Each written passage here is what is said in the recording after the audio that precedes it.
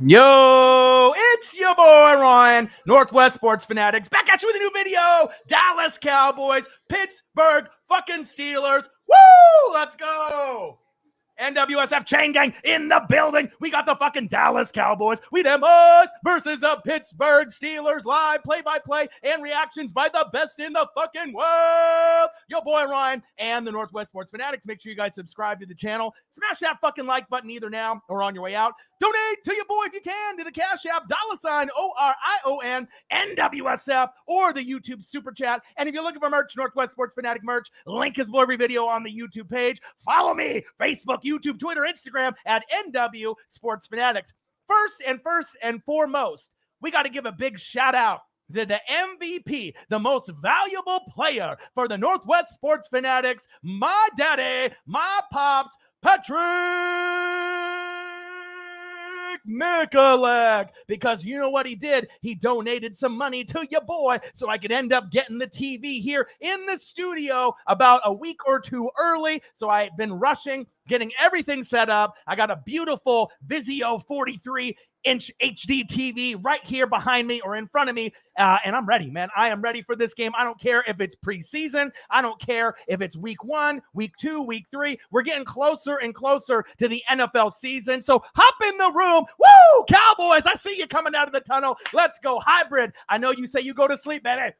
I know you go to sleep. You said every time you do a live stream, I'm fucking sleeping. Well, guess what? You're fucking awake, and you're awake for this one. We're going Dallas Cowboys, Mike McCarthy versus the Pittsburgh Steelers and Mike Tomlin. Shout out to my dad. Shout out to the pops. Donating some money to your boy a little bit early so that we finally can get the live streams on at the proper time. A little bit of rush. Got a chance to go to the store. Today's show is sponsored by Corona.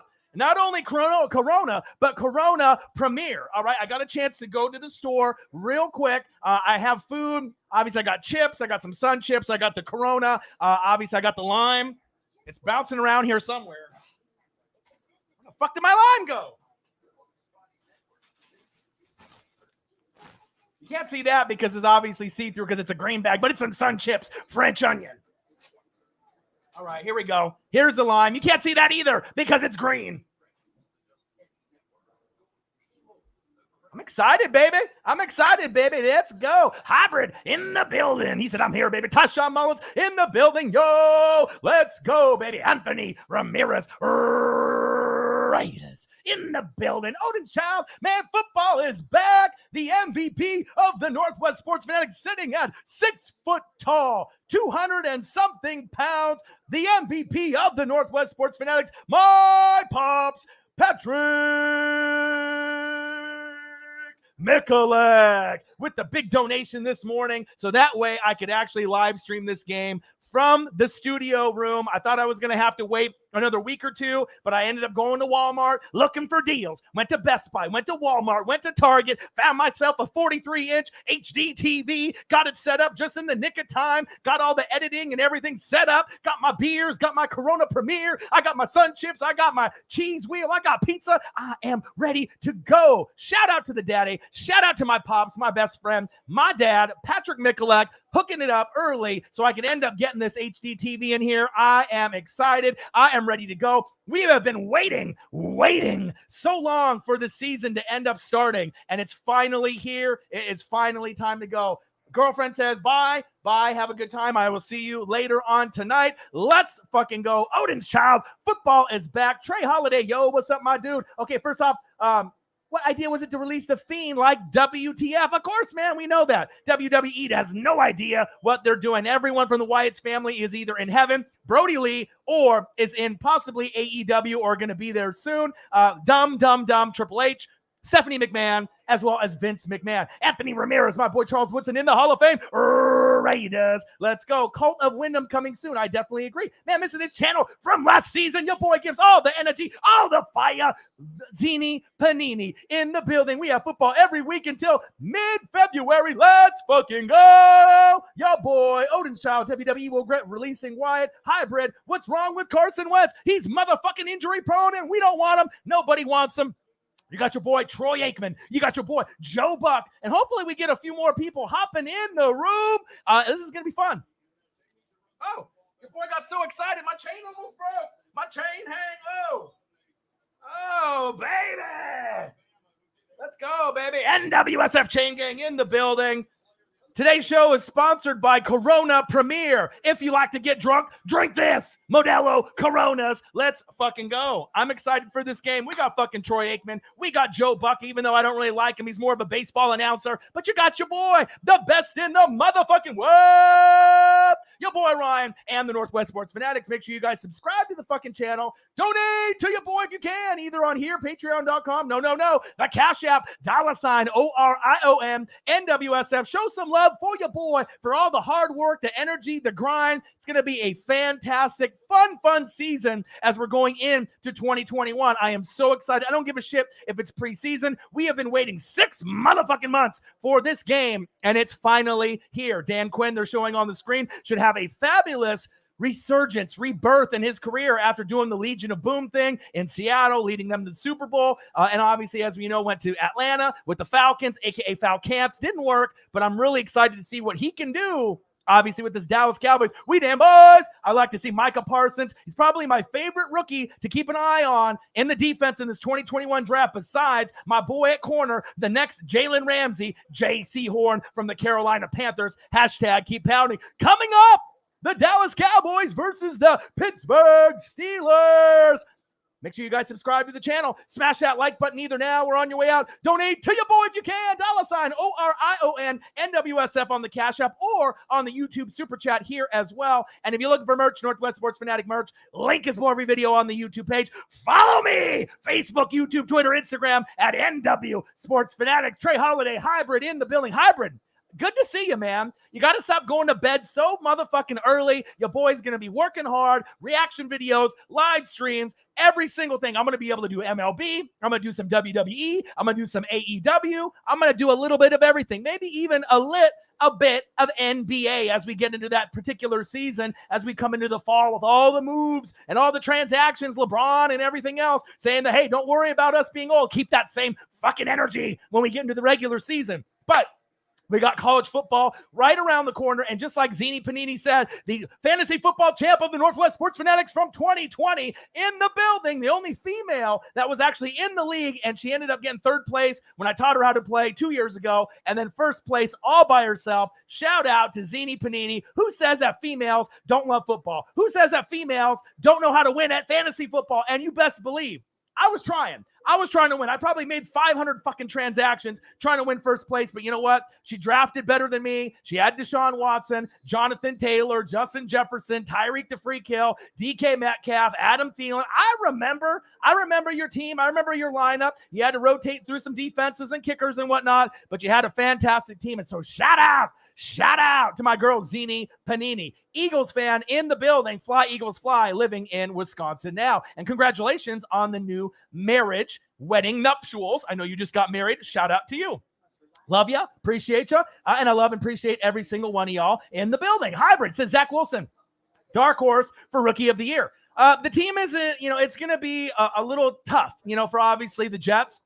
Robert Saleh, but I love Elijah Moore, and you're going to be able to see what Elijah Moore is going to bring to the table. He is going to be one of the best wide receivers as the rookie class progresses. I love him. Zach Wilson will be good. Obviously, we know who else is going to be good.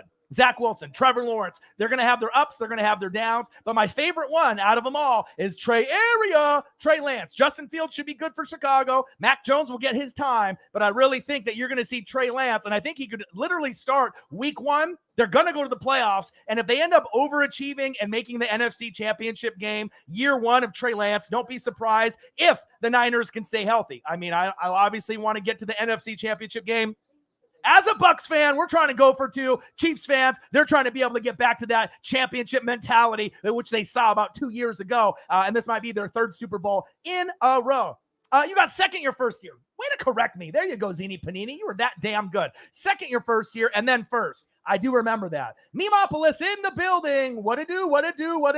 If I was fantasy playing, I'm picking up Kelsey and Noah Gray, a.k.a. Mini Kelsey. Let's go, baby. Let's go. All right. Let's go, baby. Time for the Corona.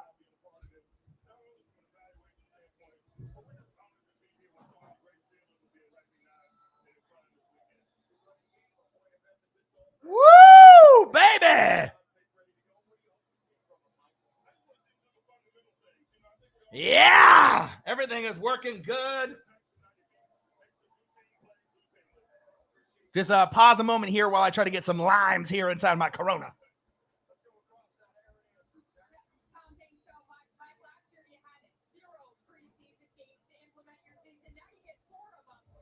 Woo-hoo!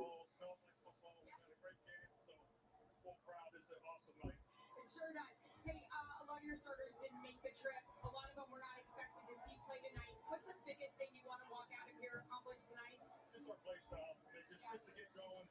Today's show is sponsored by Corona Premier. If you want to get drunk, if you want to enjoy football with the best in the motherfucking world at call-in, play-by-play, and reactions, drink a Corona. Tastes good, you look good, you feel good, you play good. As Deion Sanders would say, prime time, prime time. And I'm cheersing to that. To the 2021 NFL season, NFL Hall of Fame game 2021, Dallas Cowboys, we them boys, versus the Pittsburgh Steelers. Let's get it, baby. Are you guys excited? Make sure you guys donate to your boy. Subscribe to the channel. Tell a friend to tell a friend to tell a friend. The grind to 20K subscribers is on again. And once we get to 20K, I will be doing another jersey giveaway. Facts. Let's go.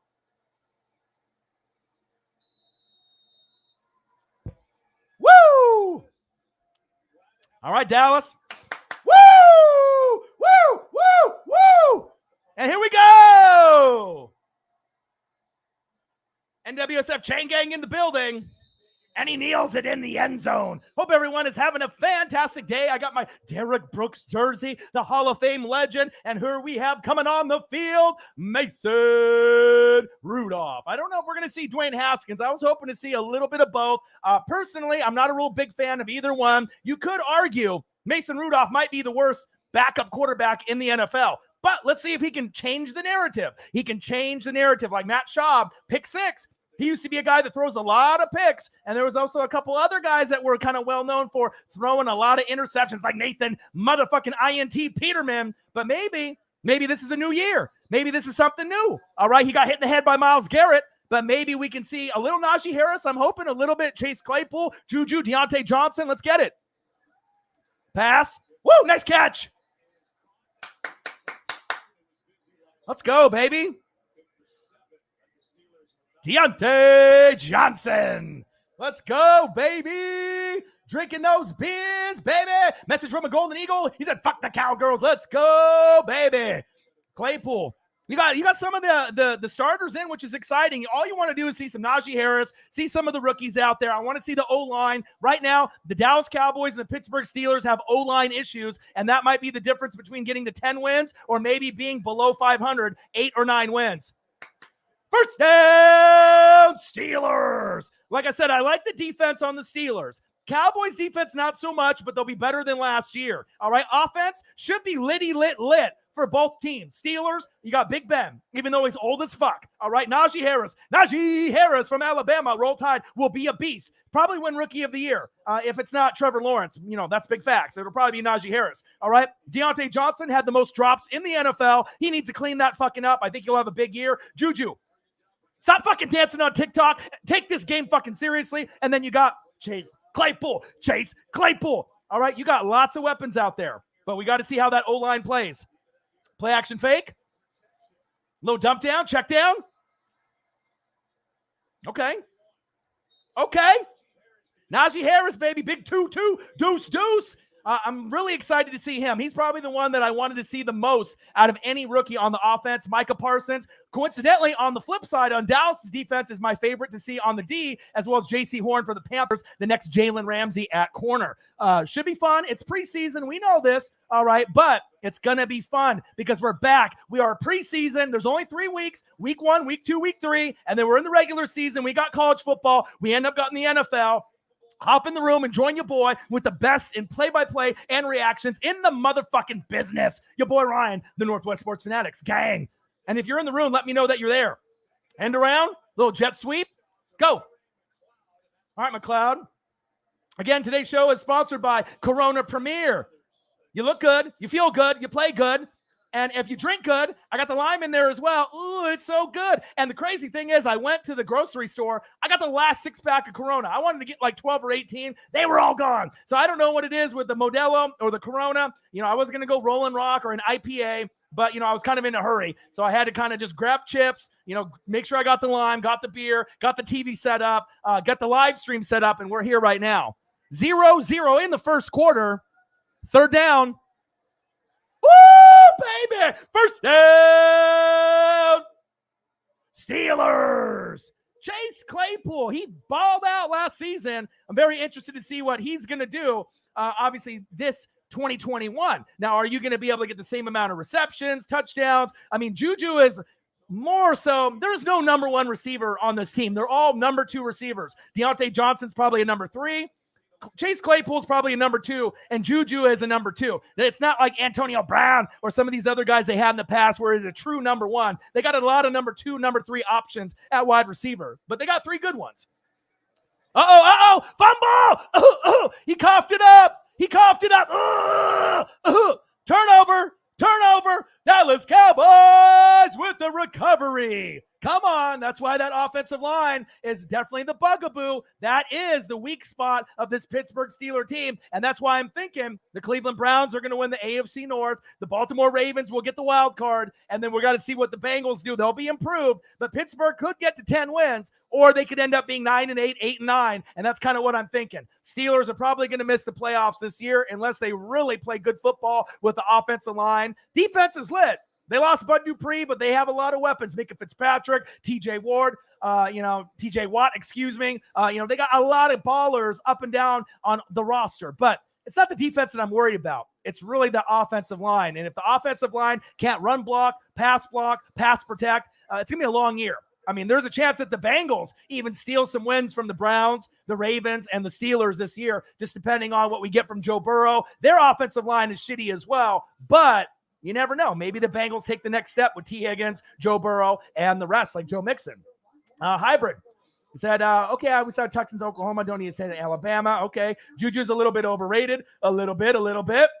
Ravens over Browns all day. Baker can suck it. I know you're a Ravens fan, but let's be honest. I mean, they got the most overall depth in the AFC besides the Chiefs. That's why I think the Browns have an excellent shot, not only to be good this year, but to be good for many, many years. But I do think Rashad Bateman is going to surprise a lot of people. He is going to be a true number 1 receiver that they can pair up with Mark Andrews and Lamar Action Jackson. Let's go, baby. Let's go. Message from a Golden Eagle. Yeah, right. I might be leaning towards a Buccaneers repeat, bro. I'm telling you, go for 2.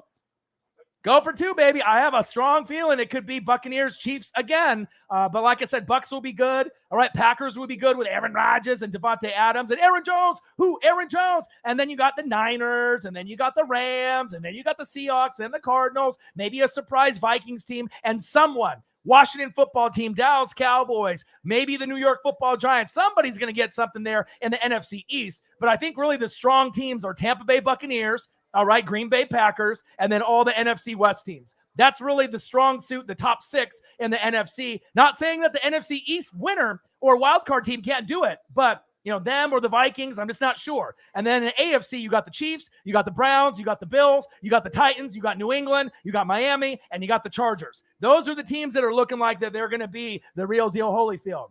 Finley in the building said, Hybrid, when the last time the Ravens beat the Steelers since Lamar's era? A little jabs. Saints on the 14th, boy. Nola in the building. You say revenge tour with the Chiefs, but we will see.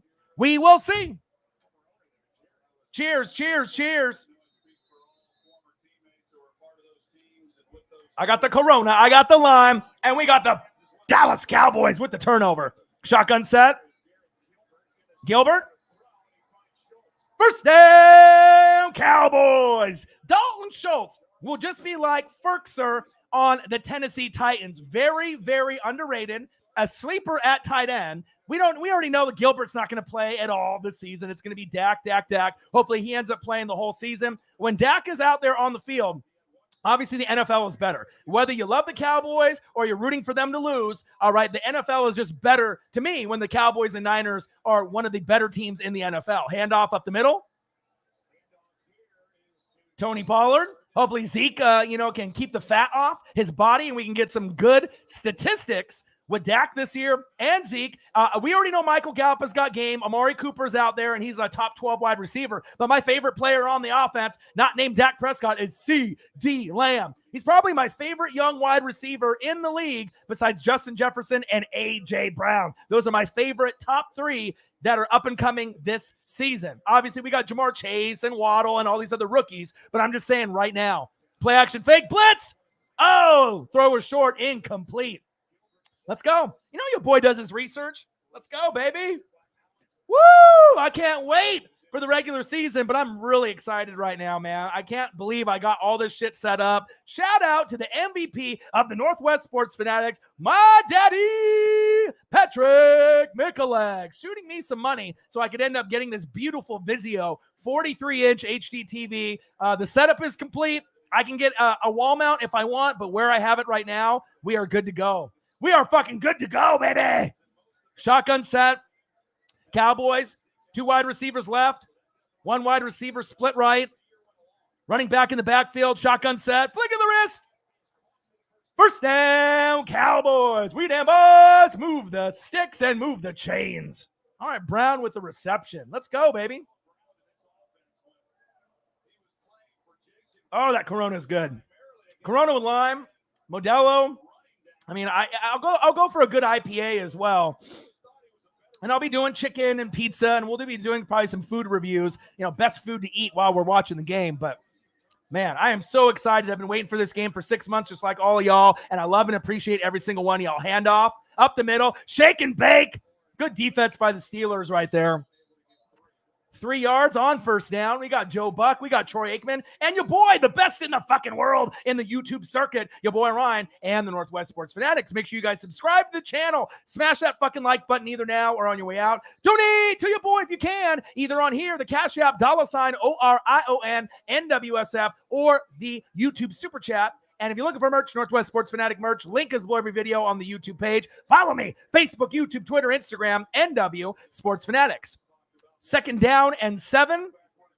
And when we do get to 20K, I will be doing a 20K giveaway again, another jersey giveaway, maybe a jersey hat or a jersey and a t-shirt. So if you know anyone that loves football, that has the passion for the NFL, college football, MLB, wrestling, WWE, AEW, whatever it is, send them my way. Like I said, your boy's always hustling. Your boy's always grinding. I never quit. I never quit on the fans. I show the love to you guys. You guys are the best fans on planet fucking Earth. I love you. I appreciate you. And we just got to make up a couple hundred subs, and we'll be back at that 20K number. And hopefully we can go from 20K to 21 to 22 to 25, 30, go from 3.3 million views closer to 4 million to 5 million, and then increase the video count from 1,100 plus to maybe about 1,500.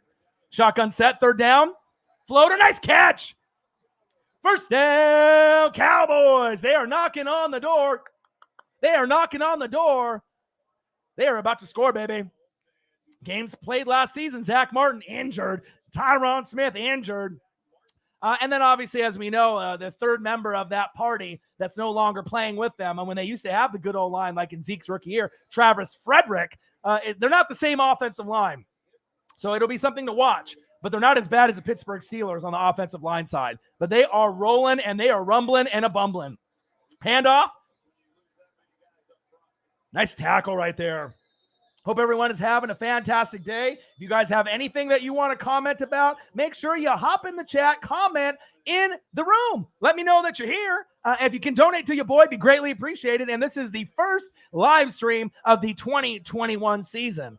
And I just got this TV literally like 45 minutes ago, an hour ago. I had to try to set it up. There's a shot there of Zeke in the background with whatever that nose shit that he's got in his nose with all those earrings, nose rings, all the rings. Come on, Zeke.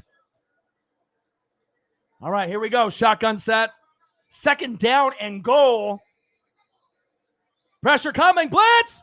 Oh, shit. Someone call 911.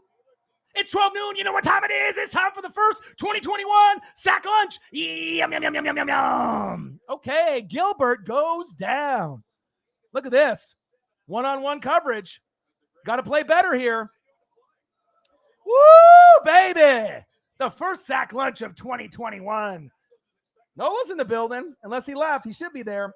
Yeah, CeeDee Lamb, I feel, has more athleticism, and he could be better. But right now, Amari Cooper is the most boring, top elite wide receiver in the NFL. He's probably top 12. But I like CeeDee Lamb's future to be the next number one receiver for the Cowboys. It just depends if they want to give him the looks in the slot or not. Shotgun set. Blitz coming. Rolling to his left. Woo! Almost intercepted. Let's go, baby.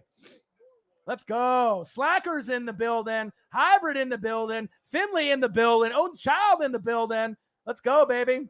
Let's go. Adventures with AG in the building. Make sure you guys let me know that you're here. Let's go. Let your buddies know. Right? I need to get this channel to over that 20K hump, man. You know, if you want to sub to the channel and take your sub away, YouTube is very fickle. But I know you guys love the channel. You guys have a lot of respect for your boy. And I would just greatly appreciate any love and support you can provide. Field goal attempt is up. And it's good. Let's go, baby. Turnover leads to 3 points. Mason Rudolph and that offensive line. What the fuck are you doing?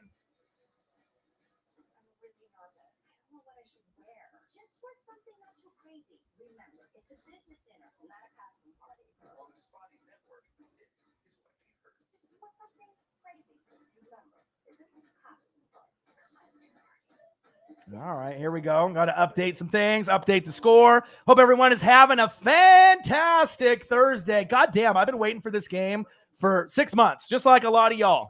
All right, Tampa Bay, that was last year. I don't need to rub it in. I don't need to say how great Tom Brady is. You know I'm a defensive guy first. I'm a linebacker guy. I'm a Devin White, Levante David guy. I'm an offensive lineman guy. I'm a Jensen guy. I'm a Tristan Wirfs guy. I'm an offensive line and defensive guy first. All right, still have love for the quarterback, running back, wide receiver, tight end, and those other positions. All right, but this is a new year. You know what I mean? I didn't really have to soak it in. It was amazing when it happened, but I'm looking forward. You know, I just want to be competitive. We obviously have one of the top 3 teams in the NFL, returning all 22 starters, but that doesn't mean shit. You got to go out there and you got to play good football. You got to be able to be well coached. The coach has got to do a good job. We got to stay injury free. And then hopefully we can get to another NFC championship game against the Packers, the Niners, the Rams, Seahawks, Cardinals, Washington football team, Cowboys. I mean, whoever it is, I just want to be able to get to the playoffs. You know, if we win the NFC South, which we should by default over the Saints, the Panthers, and the Falcons, we should do that, obviously. But making a deep run and trying to go for 2 is definitely very important to maximize this window because, as we know, the Chiefs are the team with the most long-term future. Obviously, the Chiefs, the Browns, the Bills, and the Chargers seem like they're going to be set up for success for a long, long time, maybe even the Dolphins as well. Rams got a little window with Stafford. Packers window is very short because Rodgers will be out of there after this year. So it's going to be interesting to see. I think the Niners are going to be a team that should have some long-term success with Trey Lance as well. Really, really like the 49ers. And like I said, don't be surprised if the Niners or the Rams don't win a Super Bowl here in the next 5 to 6 years. I could see both teams winning one. They're that damn good because I love Sean McVay and I love Kyle Shanahan. And that's big facts. Let's go. Nola, you're not even going to get to the fucking playoffs. So you want to face us again in the playoffs? Yeah, I can face you again and beat the brakes off of you just like we did last time. But guess what? You're not even going to make the playoffs. All right? You saw Jameis Winston trying to go through that running back machine where he went in through the machine where it has the pads and he got fucking stuck like a fucking truck stick. Come on, man. Jameis is embarrassing. I would be embarrassed to have Jameis Winston on my team. Facts. He'll be able to throw the deep ball. He'll be able to make some big plays. But with no Michael Thomas, all right, no Onyemata, no T-Rex, no Janoris Jenkins, no Sheldon Rankins, you're going to realize that depth is everything as well as injuries. And if you can't stay injury-free and if you don't have depth, you are going to be fucked. And that's facts. And that's not me just trying to talk shit. That's just facts. I don't think anyone thinks besides Saints fans are making the playoffs this year. But if you guys do, then Sean Payton's going to earn his money. But I just don't see it happening. Tampa should get in. Green Bay should get in. Any of the 4 teams in the NFC West. And then you're going to get one team in the NFC East, NFC least. Will it be? Cowboys, Giants. We don't really know. Washington football team, one of those. And maybe the Vikings get in with a wild card. And then we got the Chiefs and the Chargers from the AFC West. I think, obviously, we got Cleveland and, obviously, Baltimore Ravens in the North. You could get New England, Buffalo Bills, possibly Miami Dolphins in the East. And in the South, it's the Tennessee Titans, and that's it. Nice first down right there. Uh-oh. Hopefully he's not hurt. Let's go, baby. Calm down, Ray. Ray Lame, calm down, my guy. Woo! Chrono Rona Premiere, baby. Let's go. Who's going to be the first one to show some love for the Northwest Sports Fanatics with a generous donation for your boy and all the hard work? Will it be you? Investors? Possibly you. Make sure you guys subscribe to the channel. Smash that like button. Donate to your boy if you can. And if you're looking for merch, Northwest Sports Fanatic merch, link is below every video on the YouTube page. Follow me, Facebook, YouTube, Twitter, Instagram, NW Sports Fanatics. Let's go, baby.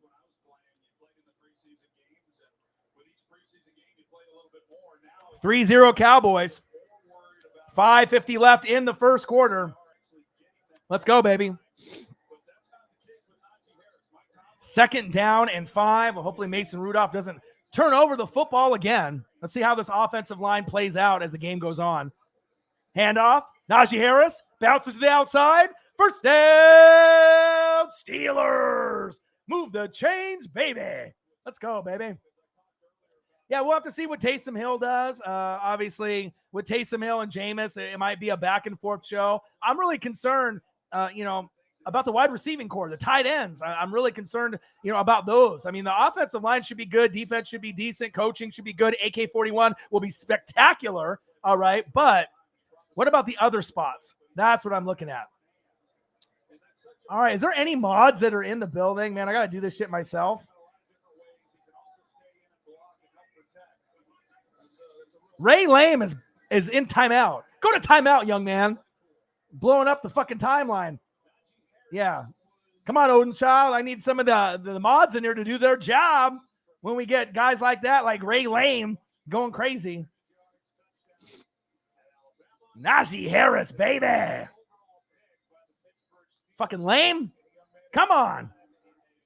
Ray Lame. Get the fuck out of here.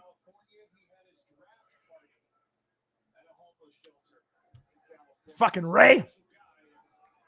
3.3 million views, getting closer to 4. 1,100 different live streams and videos to choose from in the library, getting closer to 1,200, baby.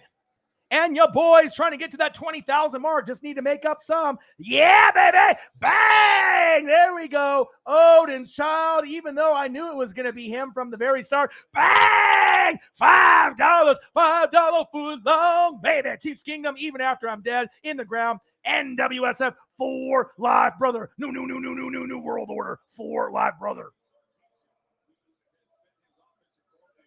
NWSF chain gang in the building. What other channel has their own custom chain? Let's go, baby. Odin Child, the #1 supporter of the NWSF in the donation game. Thank you, my brother. Chiefs Kingdom all day. Oh! What happened to my hands? Come on, motherfucker. Catch that. Come on, Chase Claypool, you pussy. Deontay Johnson was the one that led the league in drops. Now we're going to have Chase Claypool? Get your head out of your ass. Come on, motherfucker. Jesus. He did get whacked. Uh-oh. We got another one. Austin Mallett. Uh-oh. We got another. We'll see where it goes with Austin, though, before we pump the brakes. All right, 4th down and 3. Steelers with the punt. Woo! No fair catch. Let's go.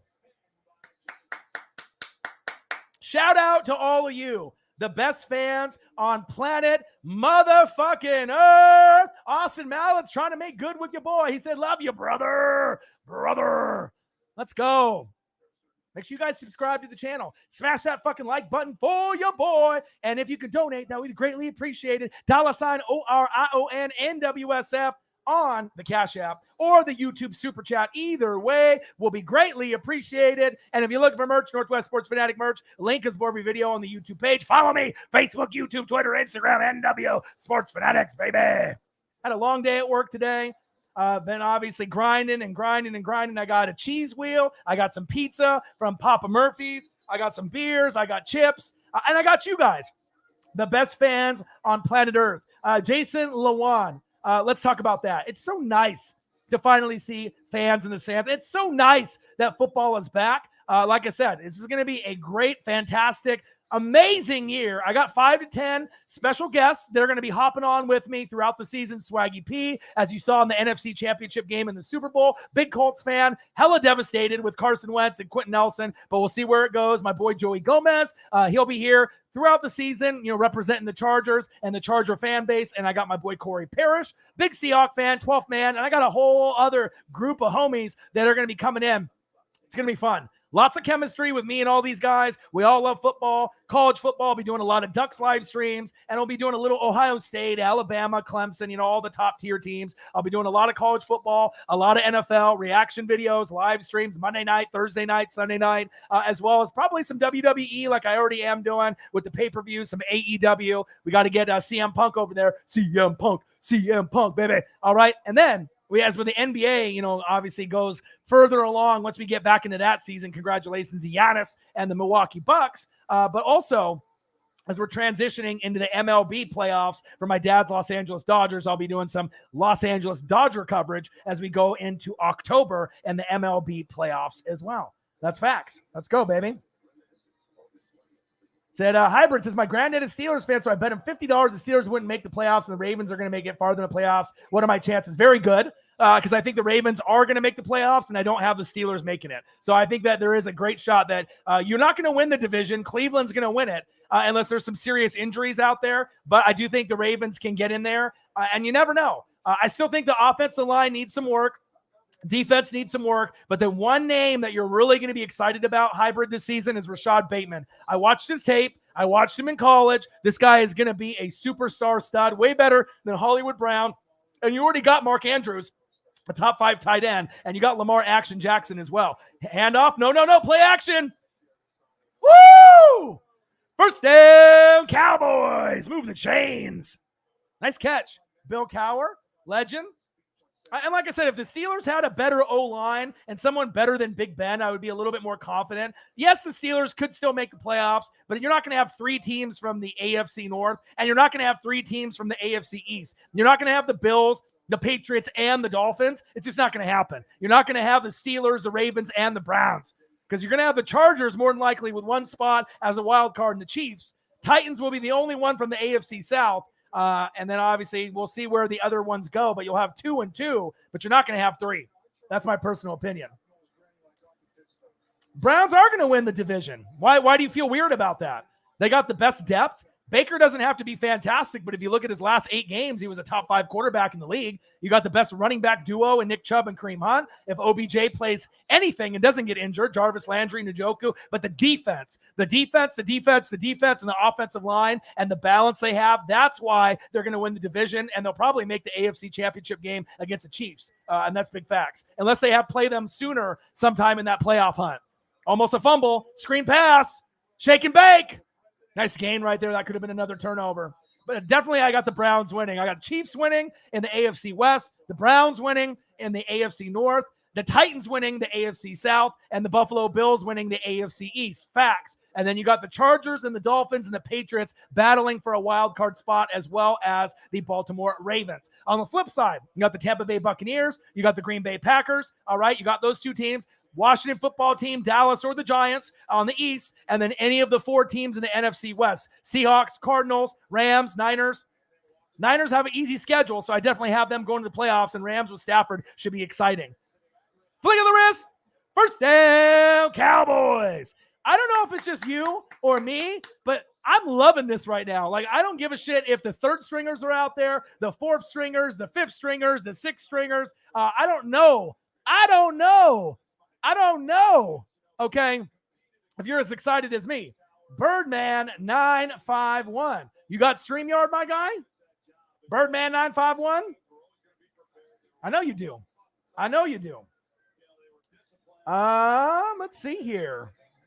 Hybrid, the only thing Saints fans going for them, Michael Thomas, is just a distraction. And this is just kind of a hot take for me. And I do obviously like to speak these things into existence, okay? I think that Michael Thomas will leave the Saints in a couple years. I think that him and Sean Payton don't really see eye to eye. He's going to want to have that big money. When they start losing games, he gets frustrated that he doesn't maybe get the ball enough. I just have a feeling that it's going to lead to a divorce, and Michael Thomas will no longer be with the Saints in a couple years. You can write it down. take a note, stamp it, but I really truly feel that might end up being the case. And that's big facts.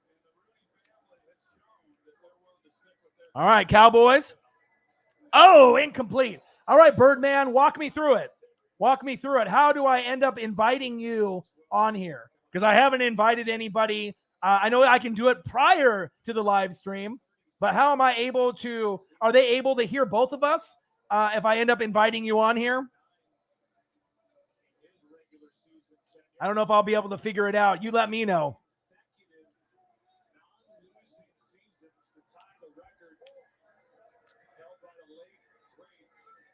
All right, here we go, baby. 3-0, 30 seconds left in the first quarter. Shotgun set. Oh, almost a sack lunch. Go, go, go. First down, Cowboys. All you have to do is send the link. You can post the link. How do I post the link to what? To you? That's all I got to do is post the link. And then and then once I post the link, like what? I copy the link on the top of the screen on the StreamYard.com. And then I send it to you. And then what? And then what happens there?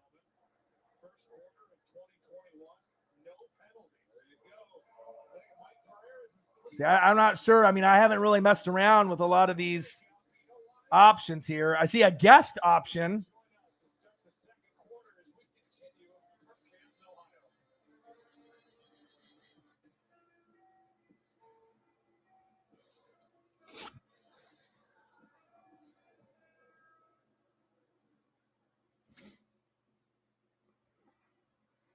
Fresh AMPM coffee. Always fresh. It always brewed fresh. Even at night. That way too gives me night owl. Night owl. This guy. Get one free Frosty Auto only with the AMPM. All right, give me a second here. You know your boy.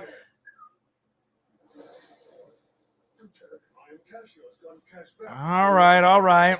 You know, I'm a man of the people. All right. Okay. Hold on, fellas. You know, I'm a man of the people. You know, I love my fans. So let's see here. All right, copy the link at the top. All right, that's the link. Is that what you're talking about? Just the link at the top of the screen?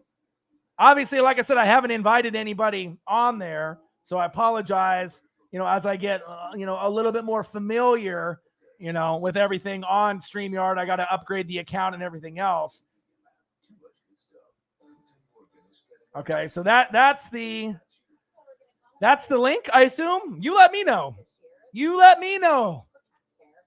We got Dallas Cowboys, Pittsburgh Steelers.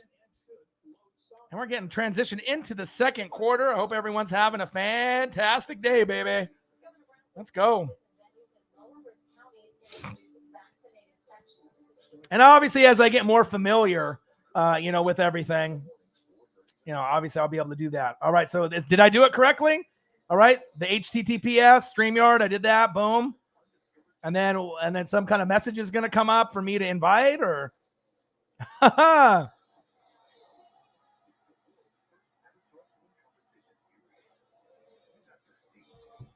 It's almost time for another beer.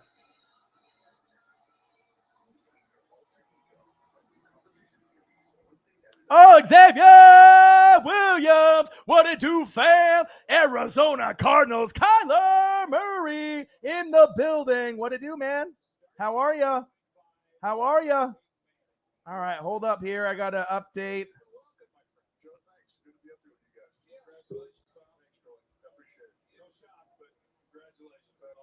Oh, I see you, Birdman.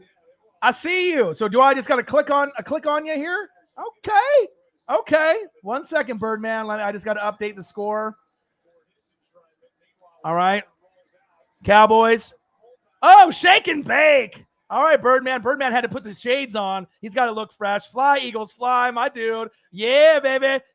All right, guess what? Here we go. The first guest to the Northwest Sports Fanatics live stream. My boy, Birdman 951. Eagles fly. Let's add him to the. Oh, baby. Yo, what's up, brother? What's up, my guy? Gang. What's up, man? And this is a great way for us to be able to link up and be able to have more people added to the broadcast. Keep hustling, keep grinding. Obviously, with the Eagles fan base, I know you love the Eagles, and you're going to be growing and growing and growing. And like I said, don't quit. Keep grinding. Keep hustling. YouTube is not easy, and it's great to have you on, my guy. Yeah, thanks it's been a long time, man. I've been waiting to, I've been a fan for years now, man. And I love your energy, and it's just awesome, man. And just don't stop what you're doing. I hope, somebody sees you and is like, hey, dude, what's up, man? I appreciate that, man. Yeah, appreciate that. You Hey, deserve it. You deserve I knew it. we were going to link up at some point, Yeah. And I wasn't going to let just anybody hop in, but I know how hardcore you are, and I think this is going to be good for both of our channels. You know what I mean? When we get more and more people to know who you are, people on your channel that know who I am, and like I said, I don't mind adding more and more people to the stream. Shout out to Birdman 951, my guy. What's your prediction for this game? What are you thinking about this game? Cowboys or Steelers, my guy? I don't think they're gonna play any starters out there, so it's all who's the up and coming, all the guys that we've been waiting to see, who from the draft and everything. We're going to see if they're if it was all talk or they're actually going to be on the field. So it's just basically like a hiring thing. Who's going to make the squad and who's actually bringing it and backing up the talk that on the field. So it's exciting. Football's back. Absolutely. And I can't wait to see all the shenanigans. Eagles rumor right now with the whole Deshaun thing. It's a freaking oh man, it's crazy, dude. I'm not really ready for it. I don't know what to do if Deshaun actually does sign with the Birds. I will be beside myself because I'm just with the whole Jalen Hurts thing, man. And I'm excited, dude. But this thing lingering on, it's like it doesn't stop. Someone sent a tweet out from CBS. And freaking Eagles Twitter has just been on freaking fire, dude. And the fan base is just undecided on how to feel about it. And I'm the same way because I just want to see Jalen, dude. I'm a big fan of just his whole presence and everything and what he could bring to the NFL. I'm excited. Yeah, the only thing we got to kind of worry about as Eagles fans out there is goddamn Carson Wentz getting injured, so you guys can't get that third first rounder. So if you guys are trying to bait Deshaun Watson to come over there, now you're going to get a second rounder. Fucking Carson Wentz. But guess what? The choice that you guys made with Jalen Hurts was the right one. I believe in him. And you can get guys like Kayvon Thibodeau or a lot of these other guys. I think you need to give him a fair shot. And before you answer, let me call this here right before we get into the end zone because it looks like the Cowboys are about to score here. Let's take a quick look. And then I'll get a little bit of your input. Birdman 951 in the building. Oh, baby. Oh. A lot of sack lunches, a lot of fumbles. There's going to be a lot of craziness. Obviously, we know this game isn't going to be high scoring, but getting back to the Eagles and obviously your squad, a lot of people, I saw like CBS Sports and a lot of people hating, thinking that they're only going to win 2 or 3 games, which I think is kind of ludicrous. Obviously, we know the Giants have improved. Washington football team has good balance on their roster. Dallas has got a good offense, but we don't really know what Dan Quinn and the defense are going to do. Looks like Cowboys are lining up for a field goal right here. But we'll get a little bit of your take on the Eagles once we get this field goal attempt that's going to go right down the middle. Field goal's up. Oh, baby. Got it. Good to go? Yeah, no, they missed it, baby. They missed it. Oh, shoot. I jinxed them. So what you think about the Eagles this year, my guy? So, definitely the hate is real. I don't know why I don't know what the word is, but just the hate on Jalen. There's so many guys in the NFL that are going to be starting, their careers out there. You got San Fran, you got Patriots. There's a lot of quarterbacks that are going to be starting this year. So it just seems like the hate is a little bit too harsh on Hurts. I mean, you got to give this man a chance. Give him a fair shake. He came in a bad situation. I mean, he looked really good in the Arizona game. He looked really good in the Saints game. So we could build off of that. The team was in disarray. Carson just, his mind just wasn't there. He wasn't just into it. Rumors or whatever it may be. Right. But the thing is that I got to give this man a fair shake, man. Hell or high water, he deserves it, man. He deserves it. He didn't ask to be in this position, but what I like about it is that he picked up the pieces and he like, here, do something with this. Make some magic of what we're giving you. And he ran with it. So I give him major props on that. And now, with the whole COVID thing, there really wasn't a preseason and the training, all that stuff kind of was brushed under the water. This is finally like, with fans going to be in the stadium, I feel it's like important. Fans being in the stadium is so huge, especially being an NFL fan. Telling the fans to stay home and all that. I know they started letting more fans, 20,000, a little bit by little or whatever, but it's still not the same to me because it starts from the tailgate, the energy. One turnover or anything could just change the whole atmosphere of the game. And so fans being there is a huge thing, and I hope we can somehow just ride the ship and everything goes good. I know there's like a stipulation that if someone gets COVID, it's a forfeit that they're talking about, and the team, that's kind of like wishy-washy to me. I'm like, Right. It's just like it just sucks, man. I really hate that we have these stipulations. I don't want it to ruin the sport of football. We're such huge fans, bro, and it's just like it's just like I hate these things that are just kind of like right there, just lingering around. I just want to just watch my football, watch these teams, and see who's going to be the new team. Who is it going to be coming out of the? You got Browns finally doing something. It looks like their defense just got stepped it up. Tampa Bay, and shout out to you for I was happy, man. Watching your content, everybody talking all that smack before the Super Bowl. Yeah. You get Tom Brady, and then the whole, everything just came together. The hate was real, so I was happy for you, man. That Appreciate that. they were able to do that. No hate. I really don't have any hate towards Tampa Bay. I haven't been to Tampa Bay. I can't wait to go there because I'm gonna start, adventuring on. I got my Birdman whole, outfit thing and all that stuff. So you're gonna be seeing the Birdman around. I'm gonna try to be up there in Seattle. We got a big plan for the Las Vegas game, the West Coast Birds. That's my thing on Facebook. We're definitely gonna be out there, and we're just gonna be everywhere, man. So yeah. You want to hear something crazy, Birdman? When What's I up? used to watch football games, the Eagles Nest. I know there's one obviously right down the road from my house, and there's one I believe in Arizona, and they're all spread around the United States. But that's where I actually used to watch my football games. And if you're an Eagle fan, a lot of people from Philly, it's JB O'Brien's just right there down the road in King City. I'm not sure if you know about that Eagles Nest location, but I used to watch games there, and I was the only one that they would let watch a game other than the Eagles just because of the hard hat and who I am. But just to touch on Jalen Hurts real quick, I'm a believer. I don't have any bias. I tell you, I call it how I see it. But I think Jalen Hurts is the guy as the Pittsburgh Steelers go long, go deep. Oh, baby! What a catch by Claypool. First down, Steelers. But I do believe in the roster. I like Devontae Smith. Heisman. All right, Miles Sanders. You got a lot of pieces there. So bad it hurt Zach Ertz. Dallas Goedert should be a top 5 tight end. The defense, Fletcher Cox is getting a little older. You got big play Slay on the back end. But it might be a little bit of a rebuild year. But check it out. If you guys don't make the playoffs, right, you take one step backwards. But then you draft well in the next couple of years to go 10 steps forward, or you get Deshaun, depending on the legal issues. Things can change overnight. So I think that, with Eagles fans, they're a little optimistic. Everyone's talking about the Giants, the Washington football team, the Cowboys. We know Washington's got the most balance.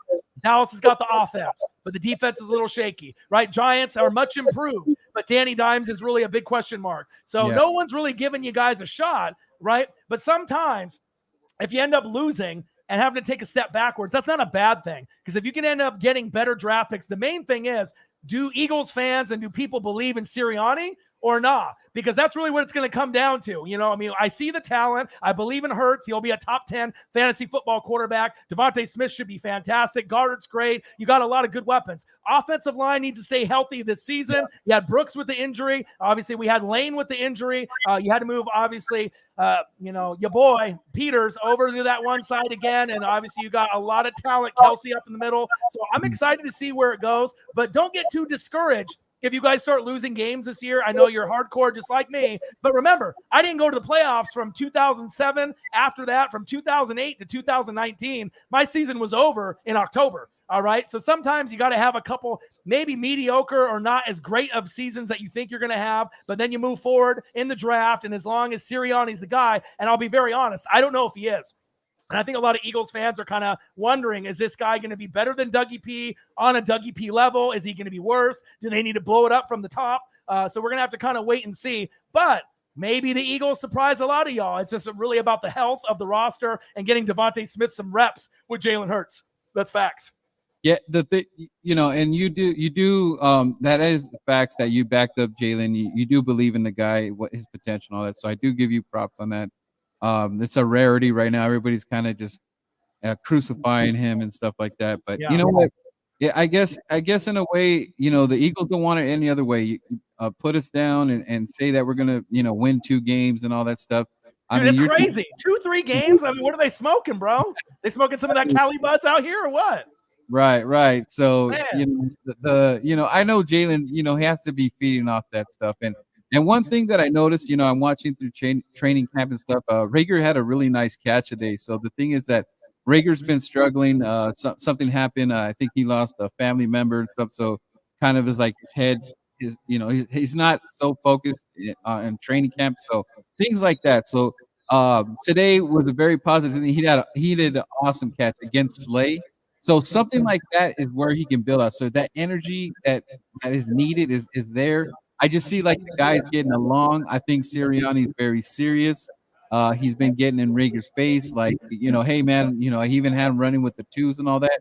So he seems like he's got the right attitude, and I'm hearing good things out of the locker room from the guys, like Lane, Johnson. I'm hearing good positive stuff. So that's where we have to go. But now the real thing is that this has to be put on the field, and then that's where we go from. And then it's a new look defense. We got Steven Nelson, which that's better than what we had, because I was really shaking boots because Claypool. Speaking of Claypool, he roasted the Eagles last year. He just torched us, and that was a bad look. And the Eagle fans, could agree with me. We're tired of that secondary having all these issues. So I'm not saying he's like a top corner, Steven and Slade, but they're doable, and they're gonna be out there helping the line, and Josh Sweat, man, you guys watch out for Josh Sweat, because he's been putting in that work. He put in some a little bit more muscle weight, so that dude, watch out for him. Brandon BT Fletch, and they're gonna be something to mess with, man. That nothing to sneeze at. When we play against Atlanta Falcons, Matt Ryan's gonna be in some trouble, man, because if these guys put it all on the field, and Falcons. O-line, they're struggling in defense. So I'm not saying – I think it's going to be a close game against Atlanta, but we could definitely pull off the win depending on the situation. And I do want to see Kyle Pitts. I know Kyle Pitts is the beast. Yeah. Are you surprised with my Eagles knowledge? No, I mean, like I said, I've been following you, so I already – I know what's up. Like, and it's not just Eagles. You give your fair shake. Maybe some people – the haters say you don't, but I believe you do put in a pretty good field goal's no good. A fair assessment on other teams and stuff like that. Yeah, and I'm a fan of the game. I respect anyone that's got mad love for their team and they're going to support them. And obviously, I feel like for this channel, I really take it to the next level. I really take it serious on following all 32 teams, covering the rookies, all the players, all the backups, and it's cool that we're able to link up. And we'll probably be able to link up with a lot of other people on the channel. Funny thing is, when I started the channel in 2017, when you guys had your magical run, a good chunk of the fan base are Eagles fans that kind of fuck with me on the channel. And if you go back and remember, I called it that the Eagles were going to win the Super Bowl with Slick Nick. I said they were going to win big by 9 or 10, and they did. And I think Eagles fans have been kind of riding with me ever since. And so don't let the outside noise. And I know it doesn't really for you guys. I mean, you guys like the underdog kind of status. Like, all right, the Eagles are fucked. They're not going to win any games. I mean, anyone can spit out any narrative, but Eagles fans know that's kind of how you guys like it. You guys like being the underdog, and then you guys can kind of try to go out there and show what you can do. And guys like Raygor, I mean, a lot of people have labeled him a bust already, but you can't label a guy a bust typically within the first couple years. For me, I like to give a guy about 3-4 years if he's still with your team. And then if he still hasn't made improvements year in and year out, then maybe you can use the B word, not the bitch word, but the bust word, right? But I think that, with a guy that gets injured, it's not like he's dropping balls like Deontay Johnson has been doing last season. He just has been hurt. So you can't really blame a guy who's maybe, I don't want to say injury prone, because obviously with Raygor, I don't think he's that, at least not yet. But I'm hoping that he ends up having a good season. And I'm excited for the NFC East. And one thing that a lot of fans know, besides me watching the NFC South, I actually love watching NFC East football, probably the most out of any other division besides my own. Just the competitiveness of the Eagles, the Cowboys, the Washington football team, and the New York football Giants. It's always scrappy. They're always going at each other's throats. It's just really fun to watch, year in and year out. And I can't wait to watch you guys play this season. That's facts. Yeah, and the fans, like the content creators, are coming out, and we've been going at it. Shout out to Cop Pizzle. I went one-on-one with that crazy Giants fan. I don't know if you know who he is. Just a different. I mean, he's crazy. He's a madman. He is all on board with Daniel. But I was telling him, man, I don't know why you have so much confidence. I mean, the man only threw 11 touchdowns. It wasn't very I can't really go off of that. I know he's better. He could be better than that, but it's really hard to with Daniel. And then Saquon is is he going to stay healthy? Because if he gets hurt one more year, and I could put Sanders in that same boat because Sanders has been up and down. But the thing is, Saquon is a big part of how those Giants move. He's dude, when he's on, dude, he's a truck, dude. He's taking down some guys with him, man. Giants have issues at the O-line. Danny Dimes, to me, is not even average. I mean, if he can't get it done with Kenny Golladay, who just got banged up with the hamstring, and, you got guys, coming in from the draft, like your boy from the University of Florida. I mean, they got guys coming in. They got plenty of weapons, left and right, tight end, wide receiver, running back with Saquon. Defense is, well improved. But the thing is, I'm not sure if Danny is the guy either. You know what I mean? You're probably going to have to look elsewhere. And like I said, I like Jalen Hurts more. Obviously, Ryan Fitzmagic is temporary. And obviously, Dak is the best quarterback for now. But it's kind of funny because with Eagles fans and Cowboy fans, they always clown on Dak Prescott, and Dak Prescott fans clown on Carson. But now, since Carson's gone, you actually have a 2.0 version of Dak in Jalen Hurts. So sometimes it's funny where you get fans clowning on a player on an opposing team, and then you end up getting that player on your team down the road, like a Donovan McNabb from your team to the Washington football team. But I see a lot of similarities in Dak's game as well as Jalen's, and I hope they do give him a fair shot because there's going to be guys like Spencer Rattler in the draft from Oklahoma, Sam Howell from North Carolina, there's Clovis from USC. There's going to be other guys, but I really feel if they just stick with him, right, it'd be better off to find a new coach and just keep building the roster instead of having to replace Jalen Hurts. I truly feel that he could be the guy in Philly. I just hope that they give him a fair shot. Sirianni, to me, is really the question mark. Offensive line needs to stay healthy. When you guys are healthy, you guys have, in my opinion, a top 6 offensive line, usually kind of higher in that top 3, top 4. I mean, you got Brooks, stud, Kelsey, stud. All right, you got Dillard, who was injured all last year. Hopefully we can get him on the field as well. Peters got a little bit older. You had to kind of use him as a reserve role. But you guys have a lot of talent. Lane Johnson, one of the best in his position. So we'll just have to kind of wait and see. But I am excited to be able to call a lot of games, not only in the preseason, but in the regular season as well. Score right now is 3-0 Cowboys, 6:20 left in the second quarter. Yeah, as far as our left tackle position, it looks like Jordan is just owning that spot. I'm really kind of disappointed that Dillard hasn't stepped it up. I've heard that He is looking very bad out there. I know it's still early. He still can, change things. He still got about 2-3 weeks left. But I thought, see, if you have someone in the position, if you have both guys that are doing good out there, that's one hell of a problem. If you got two left tackle guys, because somebody is going to get hurt in the NFL, and then that's where maybe those draft picks come in. Just going back to what you said. So, if someone throws another offer for Dillard and stuff like that, but him not doing that good, that kind of hampers that a little bit, especially with the Zach Ertz. I ask you this: how do you feel about the whole Zach Ertz situation, and what do you think is going to happen with it? Okay, so it was so bad it hurt Zach Ertz. All right, number one, let's comment on his hair. All right, I don't know what the hell is going on with the blonde frosted tips. Eagles fans don't like it. I don't like it. I know he's not happy there. He wanted to be reunited probably with Frank Reich and go there with, Carson Wentz and have that, best case scenario, being somewhere where he could be a weapon.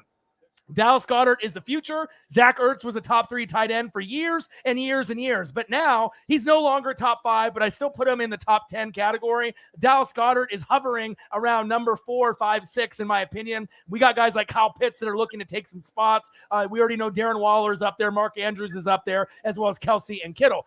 So at this point, he might be disgruntled. He might be unhappy. But the thing is, if you run those 2 tight end sets, like we used to see with Gronk and Aaron Hernandez, with New England, and you can end up running those, effective sets, for your team, it could be a lot of good plays that you can open up. But at some point, you're going to have to try to get something for him. But you're not going to get a first rounder for him. You're not going to get a second rounder for him. More than likely, you'd probably get something between a 4th and 6th rounder for him, but I'm not sure who's going to want him. You might have to wait for some injuries to kind of play itself out.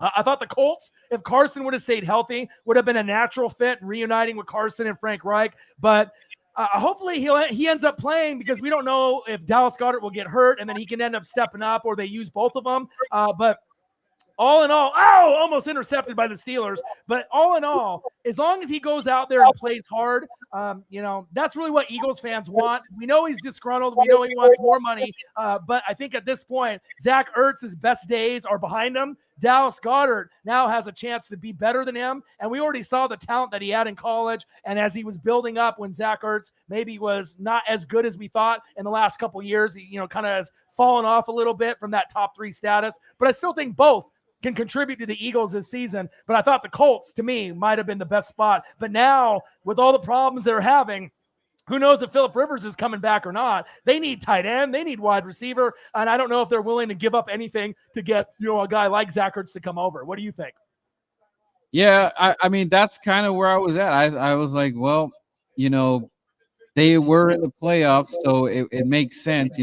I believe Zach wants to win another chip before he calls it a career here. So, the other place I was thinking, he can go is like with Green Bay. I thought that would have been a possibility but Aaron Rodgers had everybody in suspense, but finally he showed up and stuff. So I was thinking maybe he just wanted to go. I mean, shoot, man, he probably could look at Tampa, but I don't know how, money-wise, if they could afford it. They're spending a lot of money right now. But, it's just, I just hope that if he's out there, just bring it, even if you're trying to get a better contract before the trade deadline and someone sees it. Like you said, you're probably not getting the 1 and all that stuff. I'm thinking a 3rd and 4th. Roseman's going to do it, and like you said, it's time to see the full potential of Dallas Goedert, and he has to, it's his contract coming up, so he's got to try to make that money. All right, we got a little Eagles fan message from a Golden Eagle. He's fucked with me from the very beginning. He's not like Richard Rodgers. He's outshined Goddard and Ertz, in my opinion. Interception by the Steelers. But the thing is obviously Rodgers can be doing it, right now. But as we get in the regular season, I think Goddard and Ertz are still better than Richard Rodgers. I thought New England, if they didn't have Jonnu Smith, and obviously some of the additions they made, like the Los Angeles Chargers tight end, we know that they picked him up. We know that they picked up Jonnu Smith. So I thought the New England Patriots kind of feel like Zach Ertz kind of would fit that mold, but they already got 2 tight ends there. So that's not going to happen. So hopefully he ends up playing pretty good for you guys moving forward.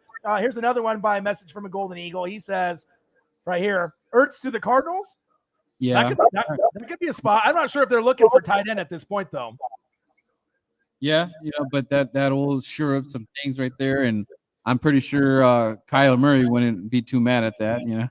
Right. I mean, they're going to need all the help that they're going to, have to muster up, because obviously when December rolls around for Kyler, it seems like he kind of shits the bed. Obviously Buda Baker is good. Chandler Jones is good. Chandler Jones. But then now you got JJ Swat there. So the defense should be better. Obviously you got guys like Chase Edmonds that need to really step up for the Cardinals, but NFC West is really wide open. I mean, we really don't know who's going to come out. A lot of people just think the Rams because of Stafford, but Ertz to the Cardinals could be a fit. But at this point, I don't really see him playing for any other team besides Philly. I mean, maybe someone's going to come a calling at some point, but it might be a blessing to have him on your team this year, just in case if Goddard gets hurt, or just having that depth, moving forward in that double tight end set. If you guys can run that good play calling, that could end up leading to some good mismatches against some linebackers as we go, into the 2021 season. But we know, it's getting to the point where Ertz will probably be somewhere else sooner than later, but we just don't know where.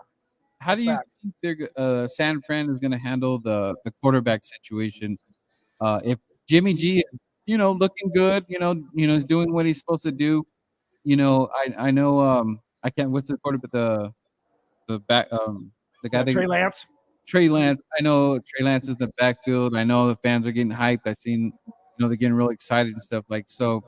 How do you handle this situation without like screwing it up, like to still be in contention? How do you think they handle this? I think right now with the Niners, they're going to the playoffs. They have an easy schedule. When you have a last place or third place schedule from the year before, you're going to be able to take advantage as long as they stay healthy, right? They're going to be able to compete. They might even win the NFC West. Like, it wouldn't really surprise me even if they had a better record than the Rams, the Cardinals, or the Seahawks. And that might surprise some people. But I look at the schedule. I think Trey Lance could start week 1.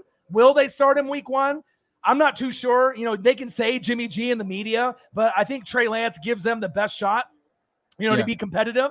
I like his game. He's actually probably my favorite quarterback in the situation that he's in. Justin Fields in Chicago should be pretty good. He'll be the guy sooner than later. Mac Jones and Cam Newton. Cam Newton's getting old.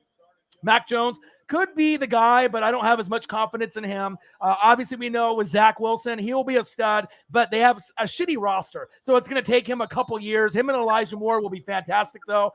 They're going to show out. And Trevor Lawrence, whenever it came to the big games and BCS championship games or bowl games, he struggled. So I know he's going to have some ups and some downs, but with Houston being a dumpster fire, now with the Colts and their problems at quarterback, they should be pretty competitive. They might even be able to get second place in that division, even over the Colts, depending on how they play. Maybe 9 wins is their goal, the Jags, or 10. But I really like Trey Lance the most. I think Zach Wilson has the most talent and the most upside. Trevor Lawrence should be the best one based on what he did at Clemson. But I think the best situation out of any quarterback is going to be Trey Lance, because you got Kyle Shanahan, in my opinion, top 2 coach in the league as far as young, bright minds with him and Sean McVay, right? You got George Kittle, Ayuk, Deebo Samuel, a good offensive line, good defense. You got Bosa. You got Fred Warner, a top 3 linebacker. You don't need Sherman. I think the Niners are really primed to do well.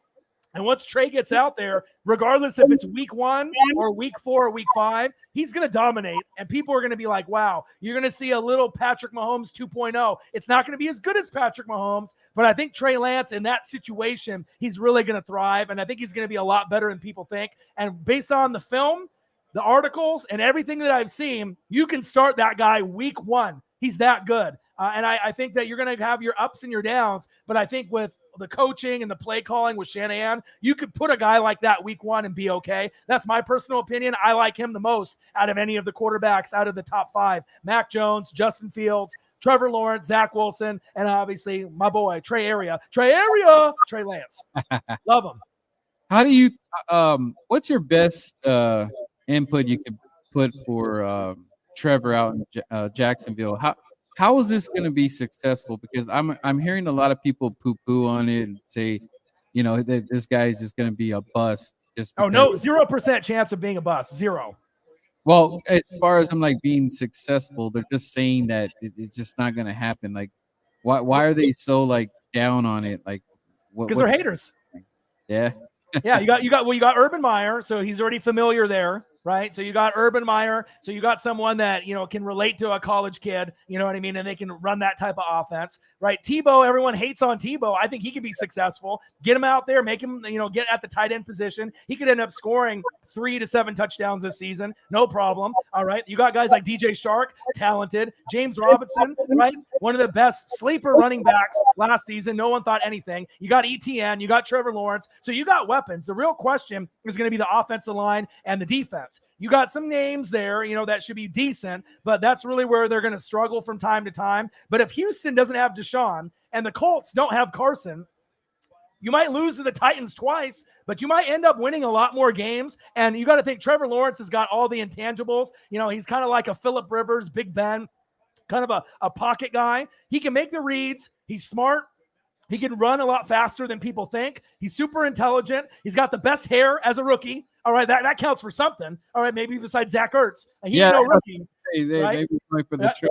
He got the hair, right? You know what I mean? But I think he's got the swag, and they didn't draft him number 1 overall for nothing. You know what I mean? I think that he can have a better career than like a Jameis or a Marcus Mariota, maybe even a Carson Wentz or Jared Goff. And as it shows, even if you go 1 or 2, that doesn't mean that you're going to succeed. But also, if you go 1 or 2, those teams that drafted you, your teams aren't usually very good. Right? So Jacksonville getting Trevor Lawrence, they're not that good.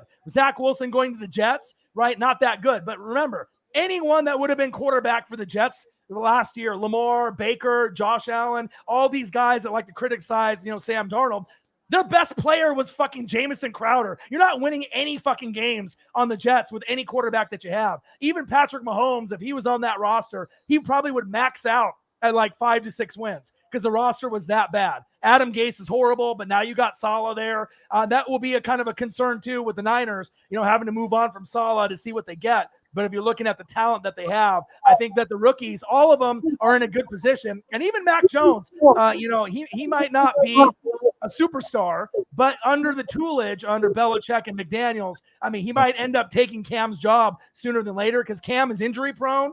Cam will be hungry. Don't get me wrong. All right. But he doesn't have the arm or the skill set that he had when he was on the Panthers. So I think with Trevor, he's in a good spot. I don't think they're going to make the playoffs year 1, but it wouldn't shock me, if they end up making a playoff run within the first 3 years. And like I said, people love to hate. There's a lot of people that love to talk shit and love to hate. You know that as well as an Eagle fan. Right. And I think it's good for football though. Like if he's successful, I'm not gonna hate on Jacksonville. Like we need more teams that are just on the low, like like a Cleveland thing going on. As much as fun we can poke at them and make fun of the Browns and all that, but I think it's better for football that these teams that are, don't have Super Bowls and this and that, and they're not really talked about that much. You could even say Tampa Bay. I know they had this. This is their second one, but overall scheme, and you can put the Eagles in there. But I think it's better for the NFL that these teams start coming up and I want to, I want to be afraid to play Jacksonville. I don't want to be like, oh, this is a easy game here, guys. No, you want that competitive. You want that fight. You want that hunger. Right. And I think it's just better for football. These teams, if Trevor hits, it's better. It's another quarterback, and if he's a positive dude, and these kids are going to look up to this quarterback. So it just helps overall, the community and all that stuff. So, I'm not hating on it, man. I hope, I wish all the quarterbacks were good. And it just makes you mad. Can you imagine if all these quarterbacks just look so good? Every game is going to be so exciting. You don't even have time to watch all these football games because they're being that good. So hopefully we get back to that, and these quarterbacks start shining. And I'm excited for it. Yeah, I root for all the teams. You know what I mean? Like when the league has the Detroit Lions, making the playoffs and being good, the Cincinnati Bengals, the bottom feeders. I like when those teams are good. When a lot of times like the Jags and the Jets play each other, People would be like, oh, this game's going to blow. It's going to be horrible. Then you watch it on Thursday Night Football, and then it ends up being one of the best games of the year. So I never underestimate any matchup in the NFL, but the teams that I'm really looking forward to being great are Detroit Lions, number 1, Cincinnati Bengals, number 2. Because I know Joe Burrow, they got a roster, Joe Mixon, T. Higgins, Jamar Chase, right? But they didn't pick up Penei Sewell for my Ducks on the O-line. The defense is trash. Zach Taylor at coach, trash. Offensive line, trash. We don't really know from MCDC, Dan Campbell on Detroit. He's kind of a meathead, all right, but that doesn't mean a meathead can't win games and be a good coach. But Jared Goff is no Matthew Stafford, so they're almost kind of doomed. I mean, you got Jamal Williams, Kenny Galladay's gone. Defense is not very good, but I mean, when the league ends up having the bottom feeders be good, that's what's good for the NFL, just like you said. You know what I mean? I like seeing a more well-rounded league, and hopefully we can end up getting the Lions and the Bengals and some of the shitty teams, the Jets, the Jags. Eventually, the Texans are going to get their new quarterback. It'll probably be Spencer Rattler. I mean, if anyone's only going to win one game or none or two, it's going to be Houston, because it doesn't look like Deshaun's coming back anytime soon. Now, speaking of Deshaun, really quickly, nice catch. 3-0 Cowboys. Not that I'm just not like paying attention to the game. If there was some scoring going on, obviously I can call the game. But obviously it's a low scoring kind of, grind it out kind of game. 3-0 Cowboys, 116 left in the second quarter. But Deshaun Watson, obviously that improves your team immediately, regardless if you give up 3-4 first rounders and some players. But based on the allegations, he could play this season for you guys, maybe be suspended for all of 2022 based on the facts when they come out. But Deshaun Watson is the player, top 4 quarterback in the league, right? But as far as the organization having a black eye based on these allegations, do Eagles fans really care about that? Or is it more like, let's get a good player, let's try to go to a Super Bowl? Or does that give the black eye to the franchise for whatever team Deshaun goes to? Because it really looks like the one spot that has the capital to give up to get him, that would be a great fit. But then I kind of feel bad for Jalen Hurts. It's like, okay, Jalen Hurts finally got his shot, and then you bring in Deshaun, then it's like you almost got to get rid of him, or he's just going to be a backup. What do you think about Deshaun Watson?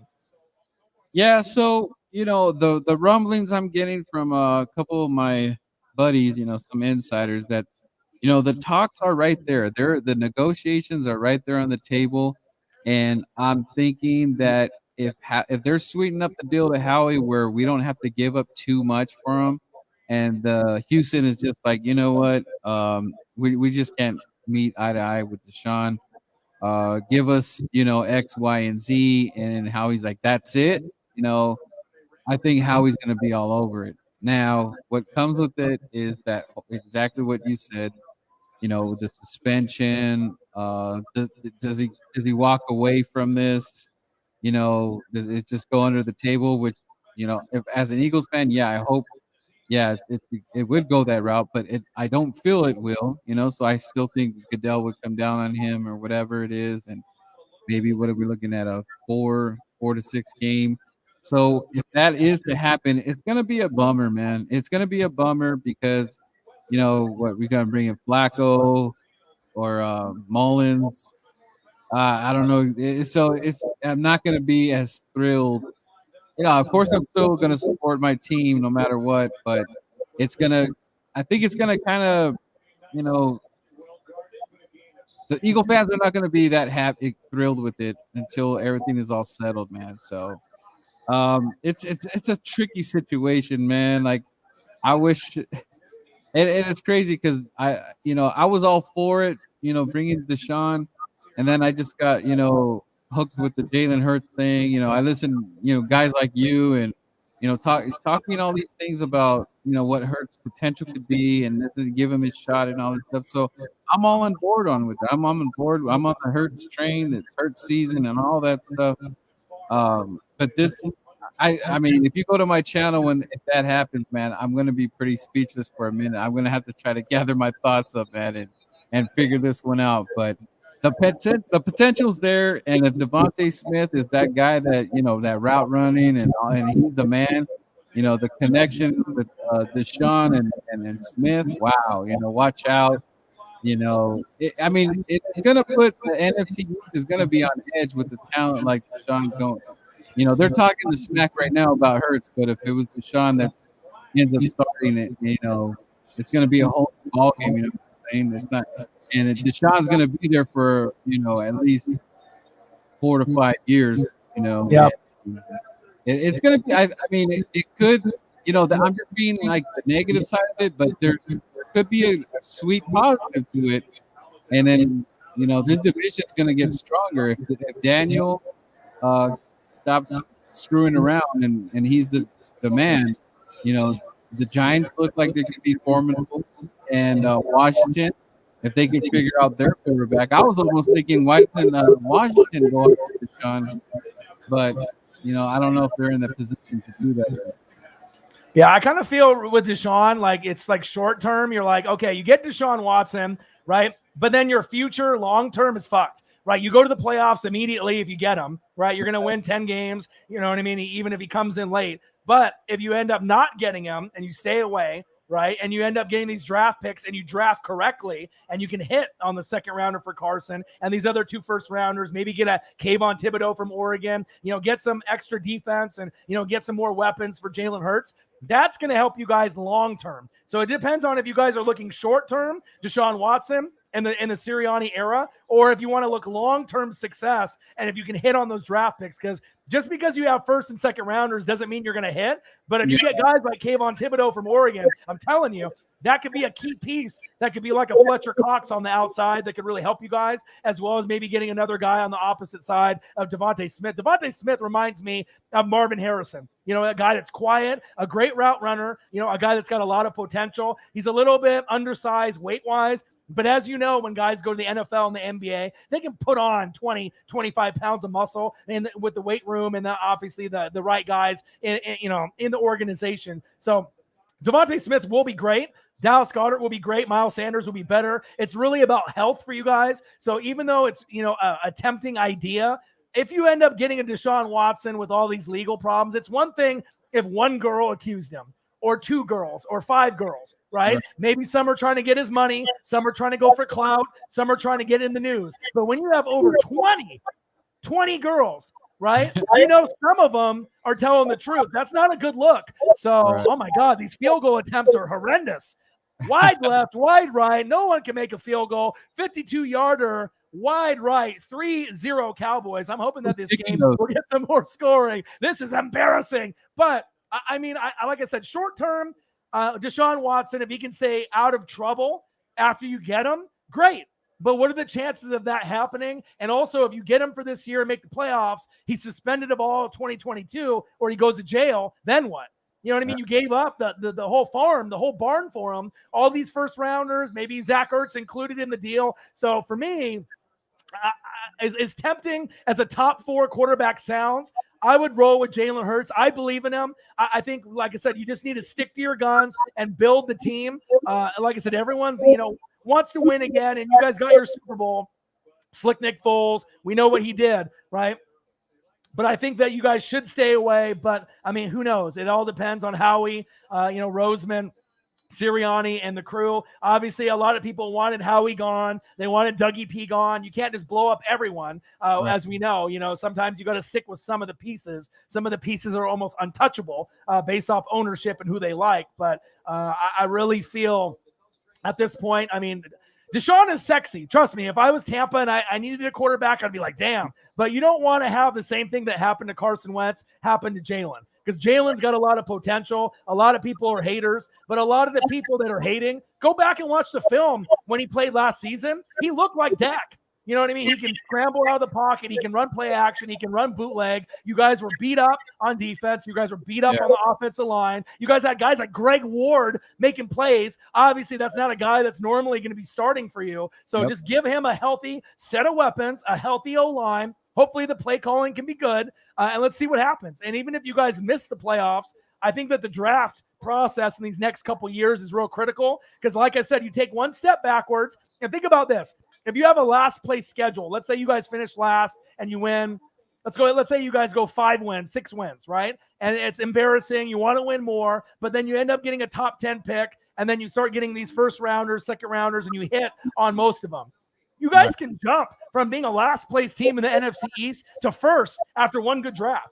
You know what I mean? So sometimes taking one step backwards can go 10 steps forward. So I think Eagles fans need to remember that. Same thing for Saints fans. Saints fans, some of them on the channel are delirious. They're like, we're going to win 12 or 13 games. No, you're not. You don't have Drew Brees. You know, I mean, Michael Thomas is out for the first 6 games. Onyemata is gone with the PEDs. You have no Sheldon Rankins, no Janoris Jenkins, no T-Rex. You can't lose all these players and be just as good as you were 4 years ago. So if you guys miss the playoffs, Saints miss the playoffs, but then you draft well or get some free agents and then you can recover, sometimes it's better to have a bad season also because you have a 4th place or 3rd place schedule the following year. And that can really pay dividends for you guys going into not only 2022, but beyond. So I think a lot of people only think short-term, short-sighted. Sometimes you got to look at the long-term goal of the success of your quarterback, your coach, and the roster. And you guys are getting to a point where you're going to be rebuilding on the defense.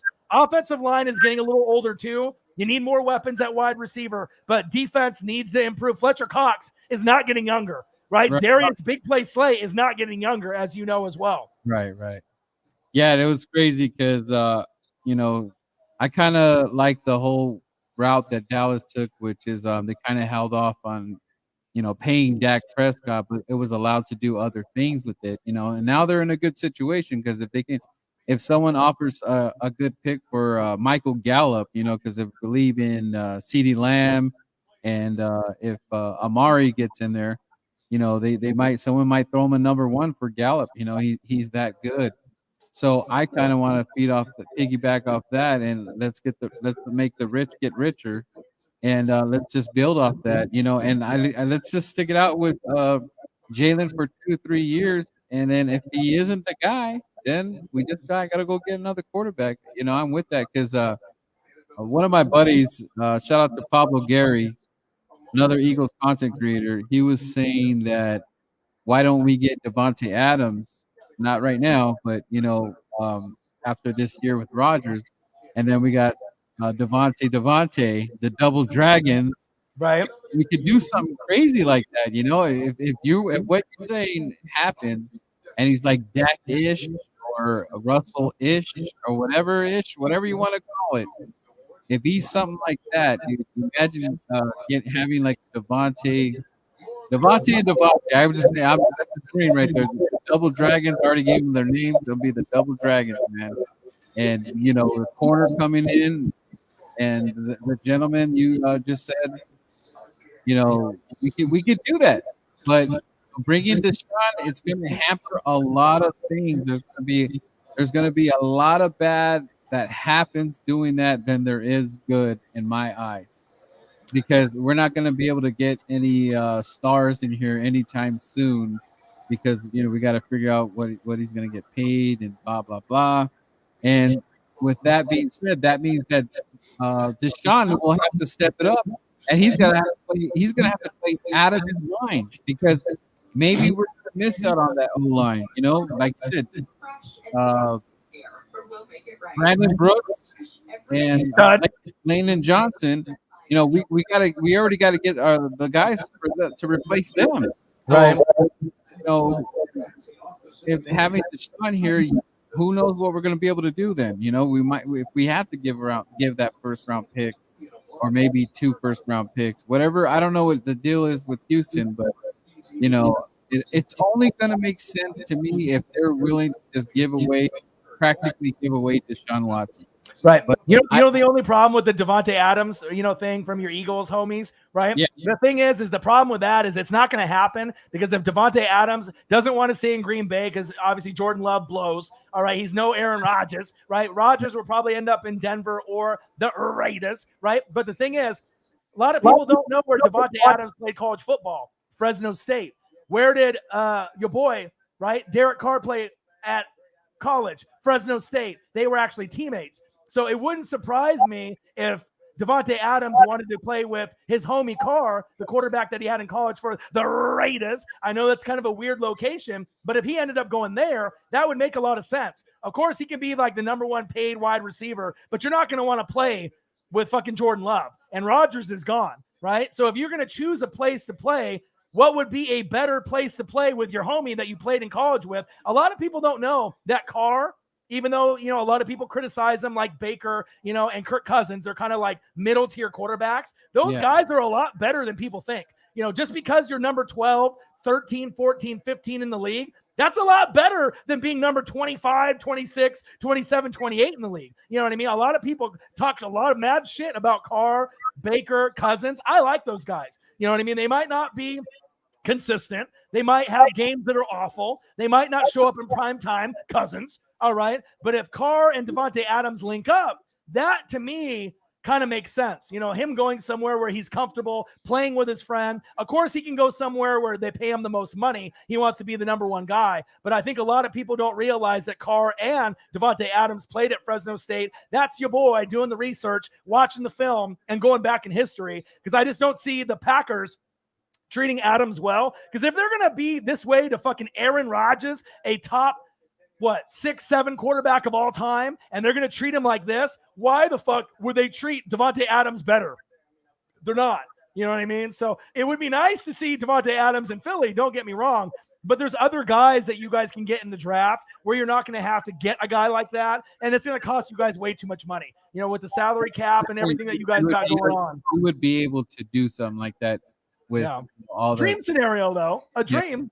The thing is, what I would say about Derek Carr, I think that if he does not get to this team to the playoffs this year, I think it's a wrap, because what is John Gruden going to do?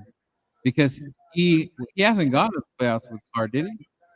Well, with Carr, you got to think with Vegas. I told people, give him the first 3 years in Vegas and they'll make a wild card. The main thing with him and Mike Mayock, they don't know how to draft. They could have had Devin White. They went Cleveland Farrell. You know, they've been picking guys that have been getting banged up, but they got Trayvon Moehrig, the best safety from TCU. Their problems after the Khalil Mack trade, defense, and offensive line. That's their issue.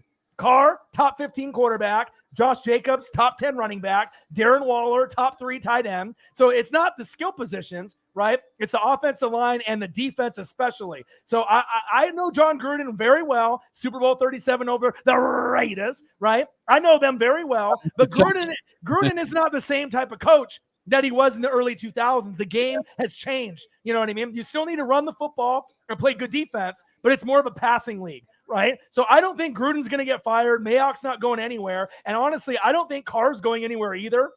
Even if he has a bad season? If he has a bad season, really bad season. But the thing is with Carr, look at the competition that you're in. Chiefs, they're winning the division. They're probably going to go to the Super Bowl again. Chargers with my boy Justin Herbert, right in my own backyard in Eugene. They're going to make the wild card this year, regardless if Derwin James stays healthy or not. You're going to see the Chargers take a big leap in their skills, in their game. Austin Eckler, obviously, a lot of the key positions, Keenan Allen. Derwin James is a key piece. And then you got the Broncos. They need a quarterback. Raiders, you could say they need a quarterback, but really it comes down to coaching, play calling, offensive line, and defense. Because if you had a better offensive line and defense, you could at least get a wild card spot in the AFC, but they're not on the same level as the Ravens. They're not on the same level as the Dolphins, who are unproven with Tua. New England, Chargers are on the bubble. You know, the main teams are Kansas City, right?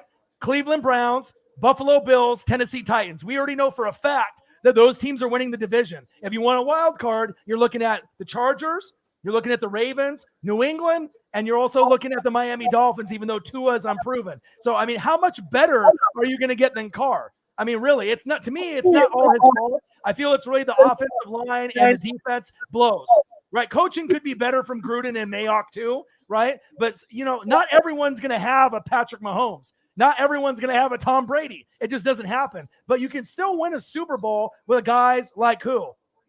Like who? Brad Johnson. You know what I mean? That, even though that was a long time ago, you know what I mean? But you can still, you know, get Trent Dilfer. You know what I mean? Obviously, those defenses were two of the top all time, you know, with the 85 Bears. I get it. But you don't need to have a guy that's the number one guy or the number two guy. As of late, Brady, Mahomes, it seems like you do. But if you end up having a good defense and a good offensive line, that really, for me, if you have a good O-line, a good defensive line, and you can get pressure, you can win the battle in the trenches, and you have good coaching and you have good depth, that can get you very far in this league. Quarterback needs to be good, but it doesn't have to be top 5 to win a Super Bowl, in my opinion. So I don't think Carr is really getting a fair shake at it. If you remember, before he got hurt, he was on pace like Wentz to have an MVP year, remember? Right when Carr got hurt, he was in the running for the MVP, just like Wentz was. So it really comes down to pass protection, run blocking. They got weapons, but obviously the coaching, to me, with Gruden and Mayock and them evaluating talent, instead of getting the best player, Devin White, they went Cleveland Farrell. How did that work out for you? They could have had one of the best linebackers in the game, if not the best. So obviously they don't really know what they're doing. They drafted way too many safeties this year. So at some point, you got to think they're going to get fired, but Gruden signed like a 30-year deal. So I don't know if they're going to really let him go. You know what I mean? Shout out to Brute Saint, man. I see him on my chat. That's dude. my boy, dude. Oh yeah, cool, man. Yeah, he be catching on them crazy shows I've been having lately. Yeah, that's my boy, dude. I got a lot of Saints fans, a lot of Eagles fans. The fans are the best. That's why I love you guys. You know, all the hard work, you know, all the dedication, all the film study, you know, just all the hard work. And I got a full-time job. So, you know, when I'm unloading trailers and then I'm, you know, doing all this hard work, it's cool that you actually asked, because I was going to ask you, and there's a few others that I'm going to be bringing in here live to my house. But I want to make sure it's a fun experience for not only me, but the fans. And like I said, the fans are everything. I wouldn't be on the cusp of 20K. I wouldn't be at 3.4 million views. I wouldn't be where I'm at today without the fans. And like I said, it's just cool to be able to interact with fans from different fan bases. So I'm really glad that we were able to link up. And this won't be just a one-time thing. Like I said, if you're in the stream and you want to hang out with your boy, once we get into the regular season, I'm going to have to call the game a little bit more, because obviously the fans expect that from me, you know, first down, third down. But obviously, you know, with you chiming in here and there, we can definitely make that work. And I'm going to have a lot of people that are going to be hopping in here as well. So I appreciate you. I love you. And like I said, it's cool to be able to have another face of another team on the channel. And like I said, I never put myself above any other fan base or fan. YouTube is hard. You know, social media is hard. There's a lot of haters out there. It's hard to grow. But like I said, you know what I mean? If we can link together as a fanatic family, you know, the possibilities are limitless, and that's facts. And we have the kickoff here, 3-0 Cowboys. Let's see if we can get some fucking scoring. All right, before this game is over, right? Yeah, and you know what, Ryan, like, I'm not just I'm crazy Eagle fan, the Birdman, like, you know, always feel free, like, if you're close by in my area, I mean, we'll get some food or something like that. You know, I'm trying to bring fans together. We're starting a thing over here. We just did our first trip to Laughlin. So on the off season, you know, you're more than welcome. If you wanted to go hang out with us, we just go camp, hang out, just chill at the river, the jet skis, great food, you know, shrimp tacos. We got the Coronas, you know, and we just, you know, it's all good, man. There's different fans going out there. You're more than welcome. I'll give you the invite. I'll let you know. It happens like at the end of July. It was a great turnout this year and for the first run. And we do stuff like that. And I don't have a problem, man. I would love to go hang out where you're at. I think I got some family out there in Eugene, so we're not too far with that. My wife's family. You're in California, right? And I'm in Oregon, so it's not like we're too far from each other. Yeah, my wife's family lives out there. In Oregon? Yeah, right there in Eugene. Where at? Eugene. Oh, that's my second home, bro. Right, I love Eugene. Yeah, so we, you know, definitely go. The kids want to go out there. You know, they like, especially paying no taxes out there. They love that too. Shopping's fun out there.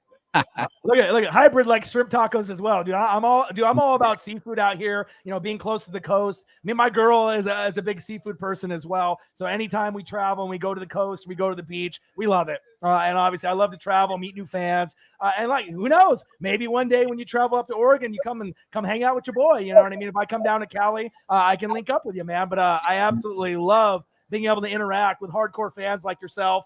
It just makes the channel better. You know what I mean? When you can link up, because when I started the channel, my friends, you know, supposed like friends, you know, they're like, oh, they don't believe in you, or like, you know, they don't think you can do it. And then all of a sudden they see your channel at like, you know, 10,000 subscribers or 20,000. Like, oh, I've been supporting you and watching you this whole way. Get the fuck out of here. You didn't share my videos. You didn't watch them. Don't try to act like you've been on board since day one. But a lot of the fans, you know, have been day oneers since 2017, and I've been grinding since 2013. So, I mean, this is my 9th year recording, 5th year on YouTube. I probably put in over 100,000 hours on the channel, but the best part, the best part about the channel is meeting people like you and being able to build those friendships and those bonds. Because the one thing that we have in common is football. We love either college football or NFL. We ride or die for our teams. We love the NFL in general. And that's just what football is about, is bringing people of all races, different ages, different cultures together. And we all love the same goddamn thing, the NFL. Facts. Said that well, man. Said that well. Couldn't have said it better. You know, and it's cool, Ryan. Like I've been watching you for a long time, and you know, when you gave me my shout outs, I was like, oh, that's dope. He's saying like, what's up, Birdman? And like, dude, you were just, it's cool because you're interacting with us. And I have the day off tonight. I work nights, so I was just about to ask you, bro. I was like, how the fuck are you on right now? Yeah, I was like, don't you work graveyard or like late? I got lucky, so like, you know, I seen you on there. I was like, man, I'm gonna see if this guy's willing to do it right now. I just, you know, so it worked. Were you out. surprised that I invited you? Yeah, I was like, man, you know, because I know how you are. You get really involved in the game, so I was like, I don't know if he's gonna do it, but I mean, I'm gonna try. I'm gonna shoot it, and you know, I'm happy I'm here. I finally get to see Birdman in person, and you know, and it's just cool, man, because you know, I've been following you for some time now. And I love the show. I love the energy you always bring, you know. And it's crazy because I do see, you know, in the comments, someone will say something and it does tick you off and stuff. But that's dude, and it's cool, man. But like I said, the one thing I try to do that a lot of YouTubers don't do is I acknowledge everyone. Like whether you donate or you don't donate, like it's really important for me to acknowledge everyone, even though some of the comments, you know, it might take me a while to get to the live point, but I don't want to leave anybody behind.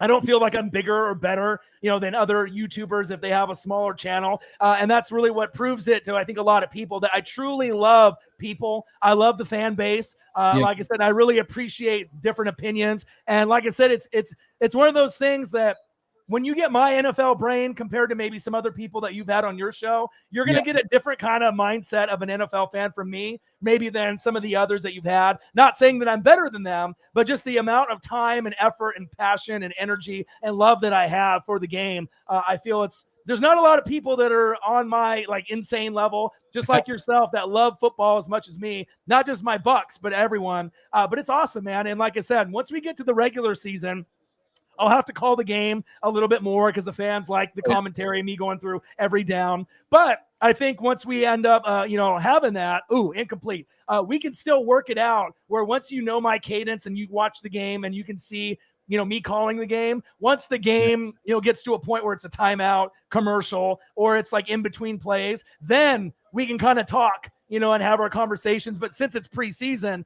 obviously I don't feel the need to cut you off and call the game, because I think a lot of the fans, Eagle fans and fans in the room, they're like, oh, a special guest. And like I said, I don't bullshit. Right. When I say I'm going to have people on the show, you know, and how I appreciate people, I really do. So even though I might not have been calling game, you know, play in and play out, the goddamn score's 3-0. All right. I'm trying to hang out with Birdman right now. You know what I mean? Touchdown Steelers. We finally get a touchdown score. And here we go. Eagle fan, check this out.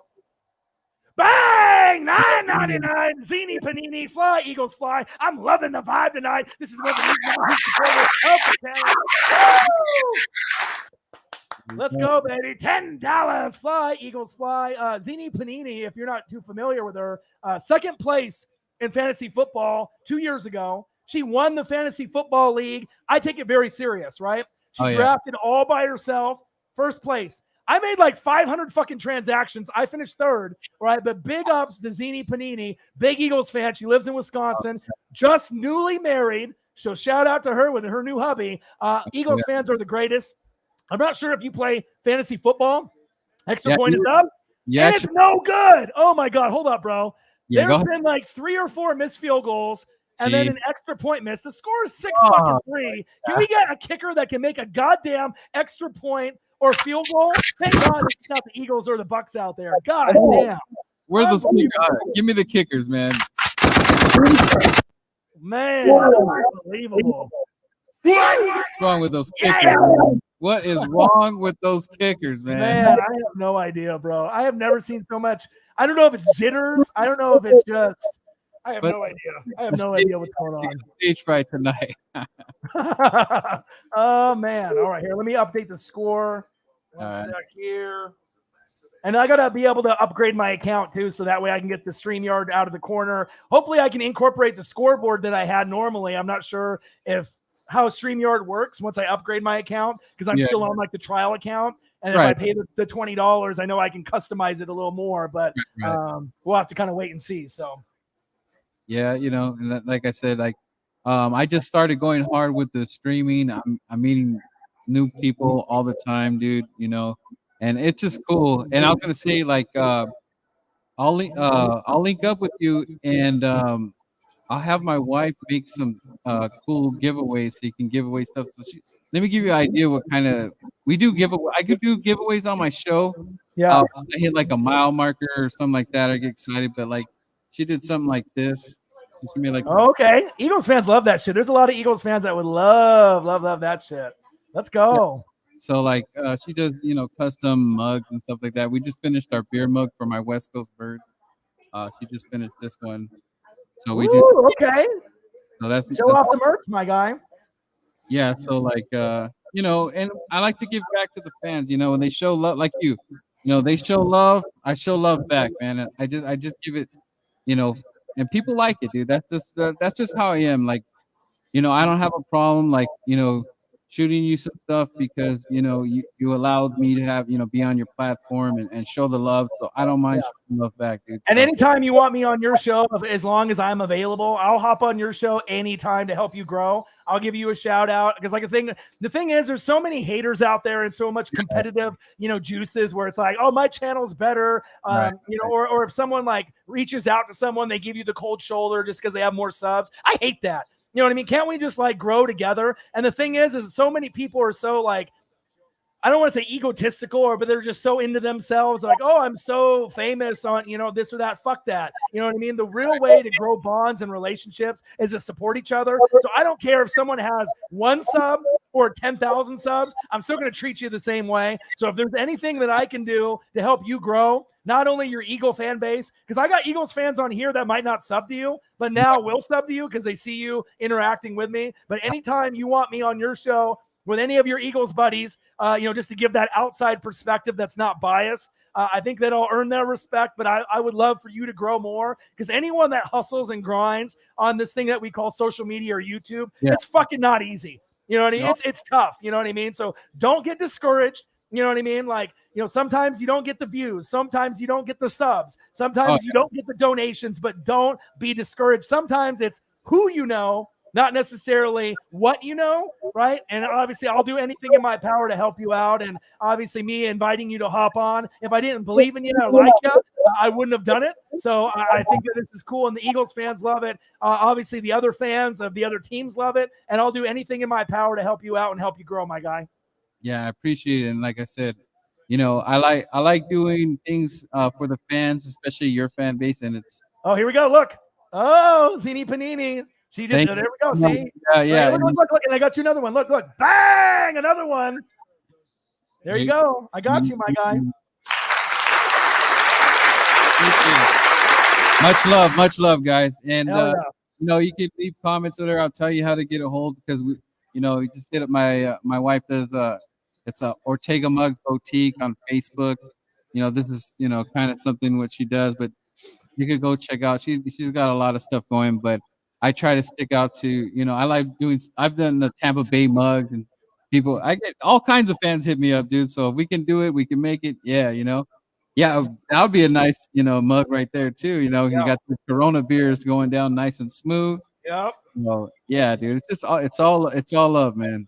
Yeah. And it's cool, like I said, because I know we talked, a couple months back, and we were like, we're going to try to link, right? But then obviously you're busy, I'm busy. So I knew at some point it was going to happen, and I knew you were going to hop in. But I'm really happy that you did hop in, because it's better to hop in earlier than later. So that way we get to know each other. And like I said, it's like, once you actually hang out and get to know each other, regardless if you're in California and I'm here, I feel that we kind of are growing a bond with each other. Like, I feel that, you know me a little bit, like you've seen me on the live streams and the reaction videos, but when we actually get to talk to each other, I feel that you're starting to kind of get to know me a little bit more than maybe just watching the videos. And I appreciate you. When are you doing that? You're hosting that event at your house, you said. When am I doing what? that you said you're hosting. You got fans coming over or something to your house. All year. So I mean, pretty much it just depends on. Oh, intercepted! First down, Steelers! Wow, what a big play! Oh my! Nice. But I'm going to have people all year, so it really depends on their schedule. A lot of my homies, they got full-time jobs, real estate, warehouse, sales. I mean, they're doing everything. But I got my boy Swaggy P, who's a Colts fan. He was on there with me for the NFC Championship game against the Packers and the Super Bowl.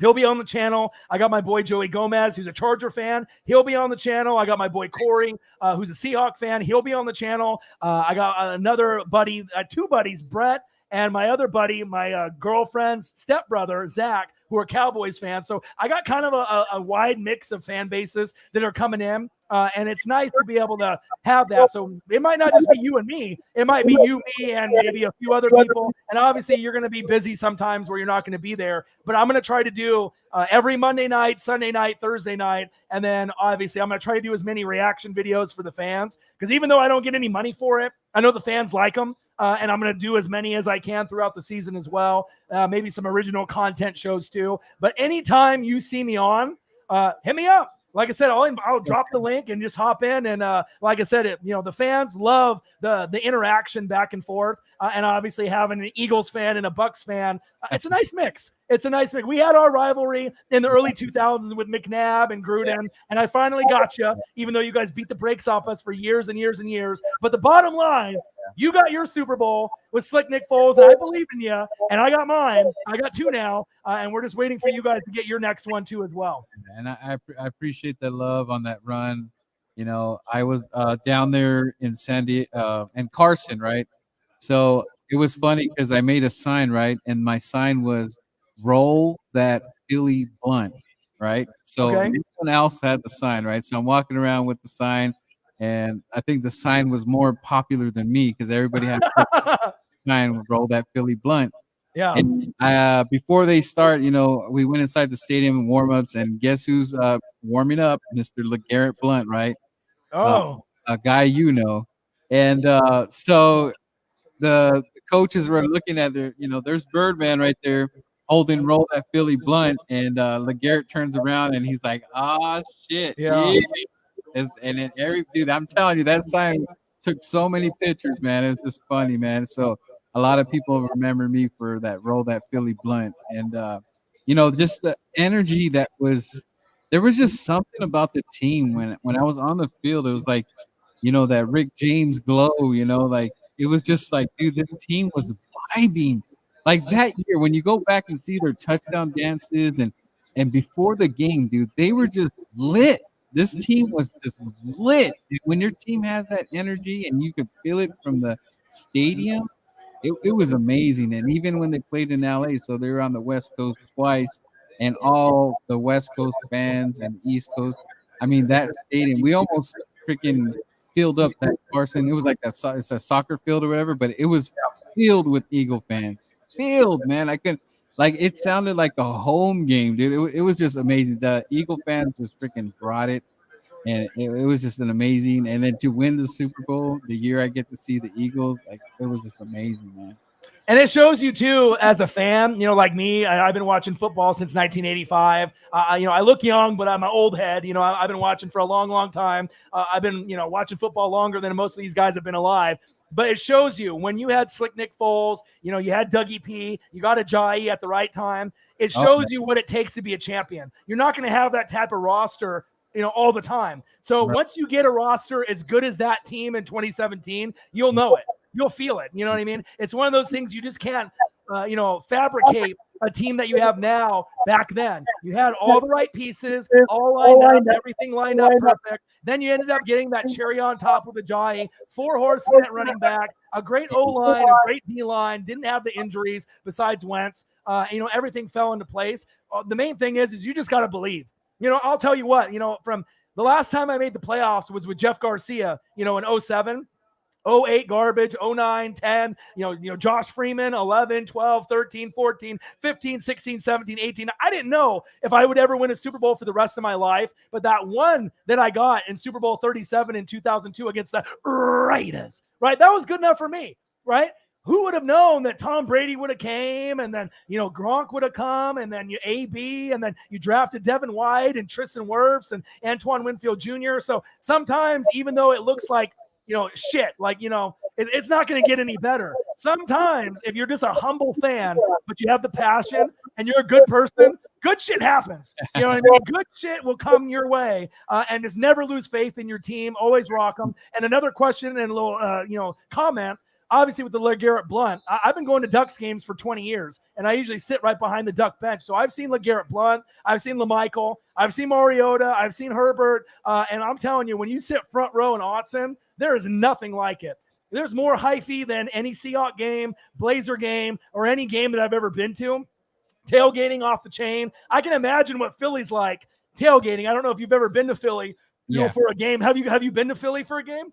Yeah, I went to I got blessed and I went to the actual home opener when they dropped the banner against Atlanta. So I was there, and that was a crazy dude. It was very humid, drinking and being in humid weather is oh my god, that's like it's a deadly combination, man. Because like the beer hits you even harder. But that game, there was a lightning storm. I don't know if you remember, but they postponed it, so we had to you couldn't sit down. You had to be so it was just nuts, man. It was raining. Well, next time they go to Vegas, or if they go to LA for the Chargers or Rams or Seattle, because that might be closer. Yeah. If they come to Seattle, maybe we should link. Oh yeah. If the Eagles come to Seattle, I'll go, bro. I'll go for sure. Yeah, and the other thing too, Orion, is that I know a lot of people in Philly, like my connection. I don't know if you know who Fourth and John is, but those are my boys.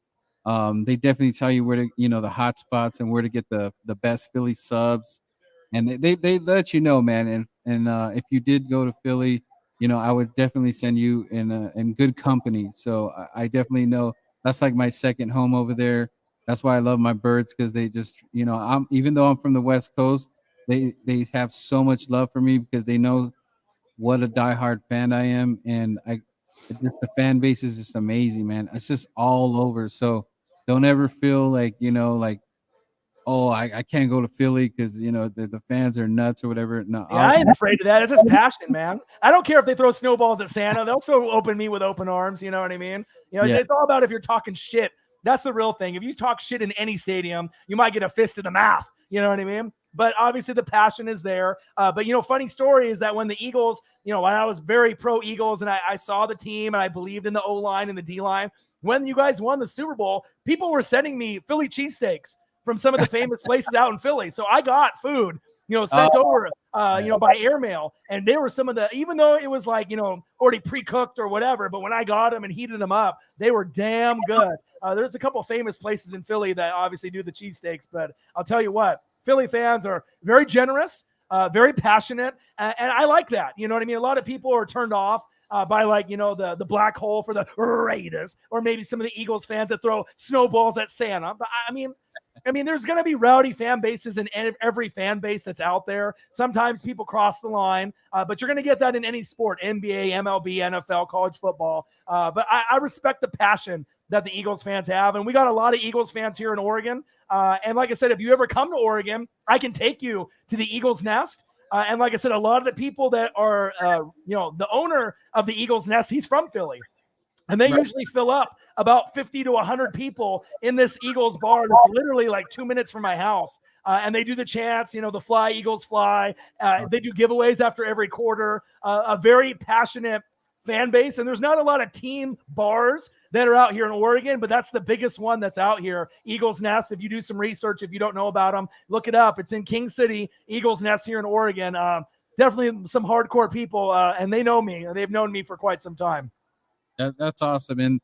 And Eagles bars, there's Eagle bars in San Diego, LA. They're all over the place. Arizona, they got something going on over there. Vegas has its Eagles bar. It's just amazing. Like it's just almost in every state there's kind of an Eagles bar, which is crazy. But my boy E-Rock, I don't know if you know E-Rock, when he came down over here to LA, we went to Venice Beach, and it's a place called the Whaler, right? And the guy that owns it is they call him Chef Nick. Okay. He's the one. Have you ever watched that Bar and Rescue show? Oh yeah, absolutely. Okay, so you know Nick, right? The one that Yeah. okay, so he owns that place, right? Oh no shit. Oh yeah, dude. So we were there, E-Rock chilling, and then this guy comes out and he's like, "Hey, what's up, man? How you guys doing? I flew out the Amber Roast rolls from Philadelphia, so would you guys like to try the Philly cheesesteak?" And then E-Rock say, "Oh, okay." You know, he has his YouTube channel. Shout out to E-Rock.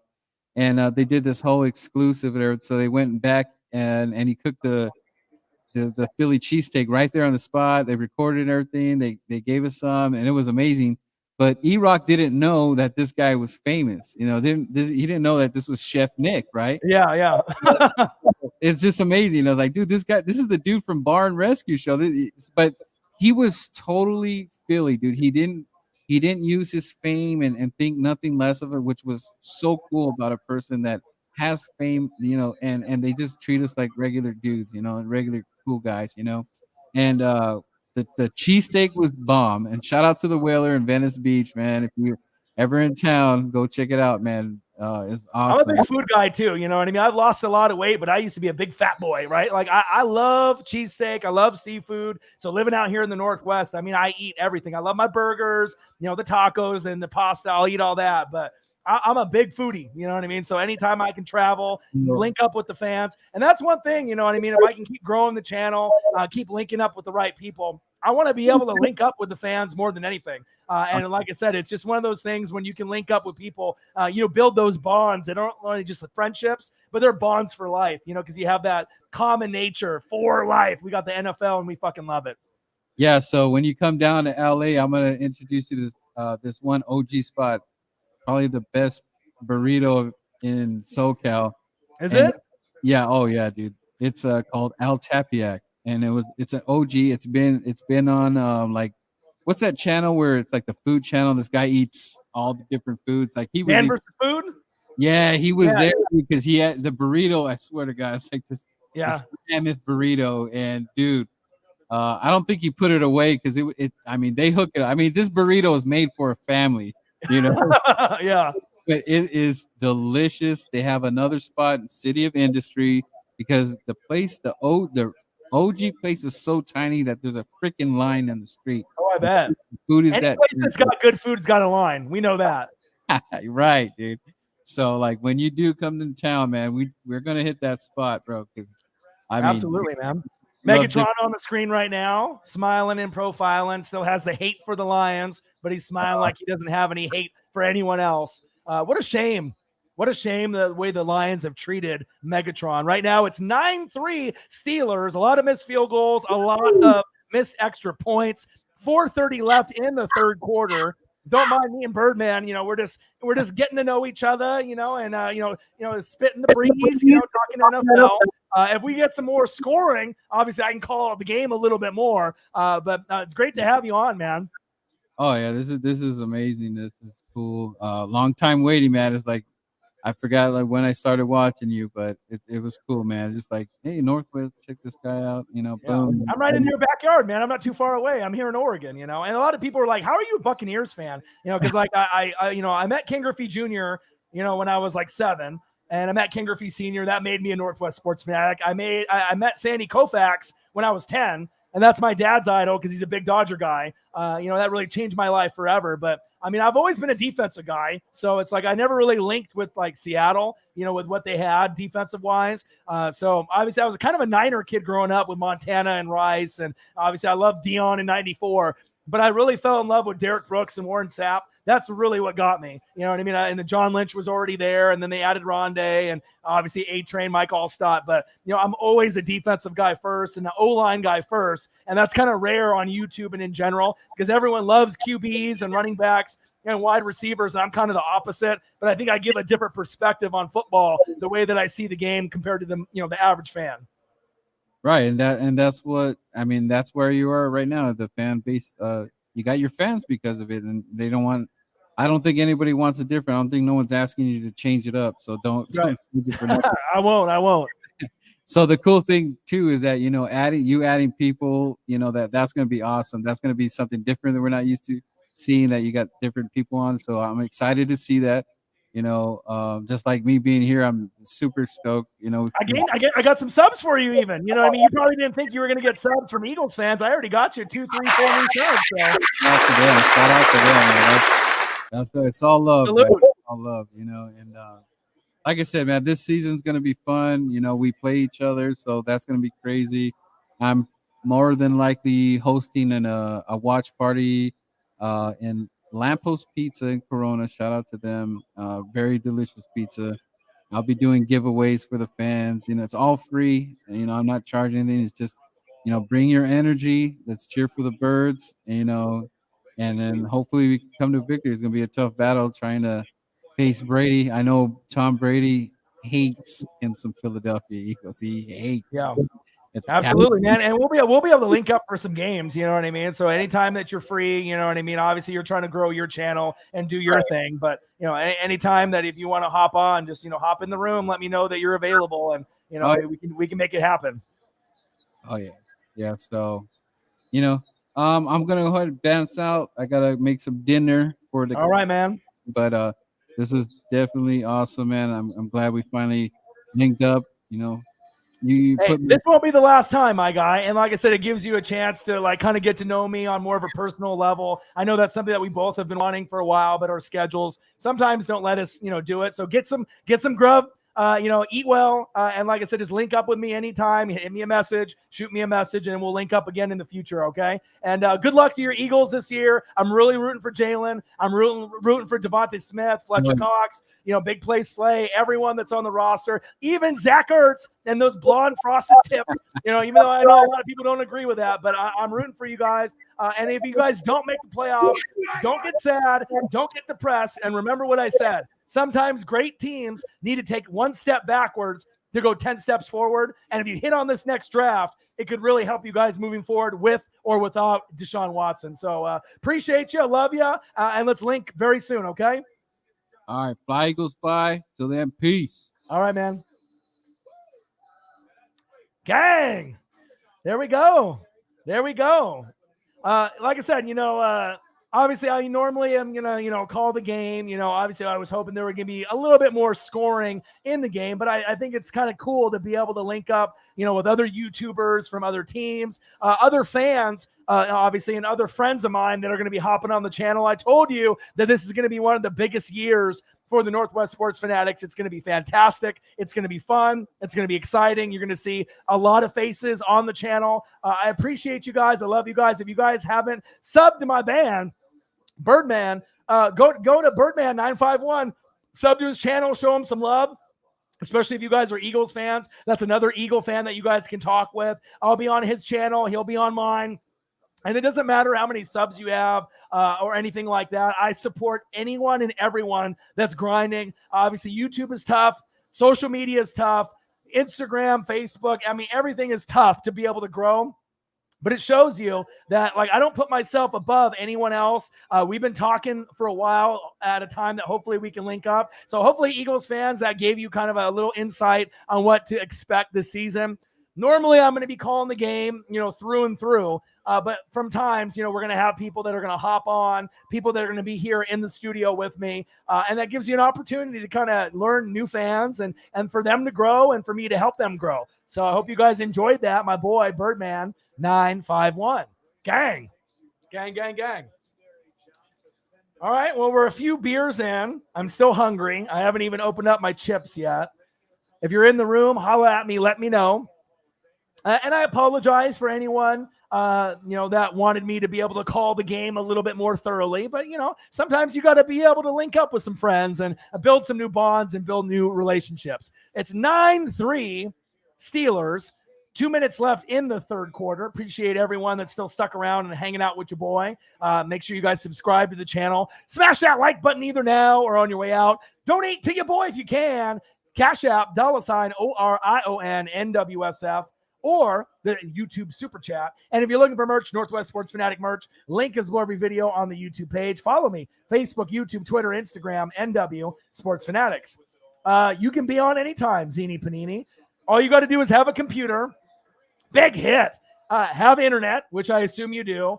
Download StreamYard, right? So if you don't have StreamYard yet, download it.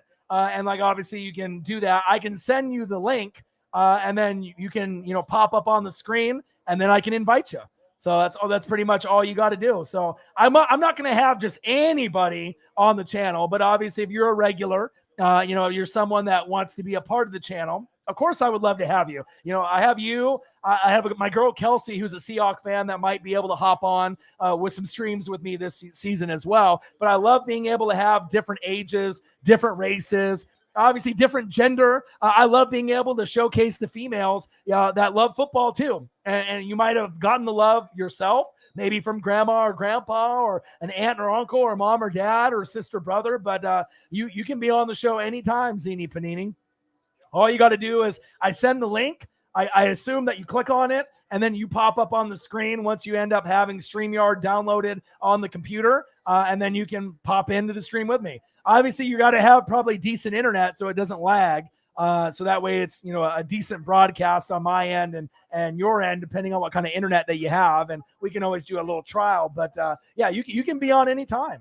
I'd love to be able to get some feedback, and like I said, that brings us a little bit closer. You know what I mean? I support you, you support me. Proud of you. You know what I mean? And it's cool to have fans of every age, every race, and every gender on the channel. And I told you guys I'm going to have a lot of people, special guests on the channel this season. And like I said, there was one of them, Birdman 951, representing the Philadelphia Eagles, living in California, just in my neck of the woods here on the West Coast. So I'm going to have about 5 or 10 people hop on the channel with me here live at my house. But also you have the ability to be a part of the channel and be a part of the, the growth of hitting this 20K goal again. If you have StreamYard, you have internet, and you want to be a part of the channel, and I know you to a certain degree, then we can make that happen. So, yeah, so that's all you got to do is download StreamYard. As you look in the top right corner, you download that program, have internet, and okay. She says, I got the fire internet, the fire. Okay. She played video games, stellar internet. Okay. I appreciate you. So anytime you want to be on the channel, you let me know. Anytime, Zini Panini, you're my favorite. You're my favorite. One of my favorites of the channel. Not just because you're female, but just the love of the game. I know how much you love Philly. And shout out to you getting married with the new hubby. Hopefully everything went well. An Eagles-themed wedding. I mean, you really know you love football if you have a sport-themed wedding. Shout out to you. David Goldstein, back checking out the game after watching Suicide Squad. How was it? No spoilers, please, because I love movies and I love TV, so no spoilers. But how was the movie? I know John Cena is like in everything. Fast and the Furious, Suicide Squad.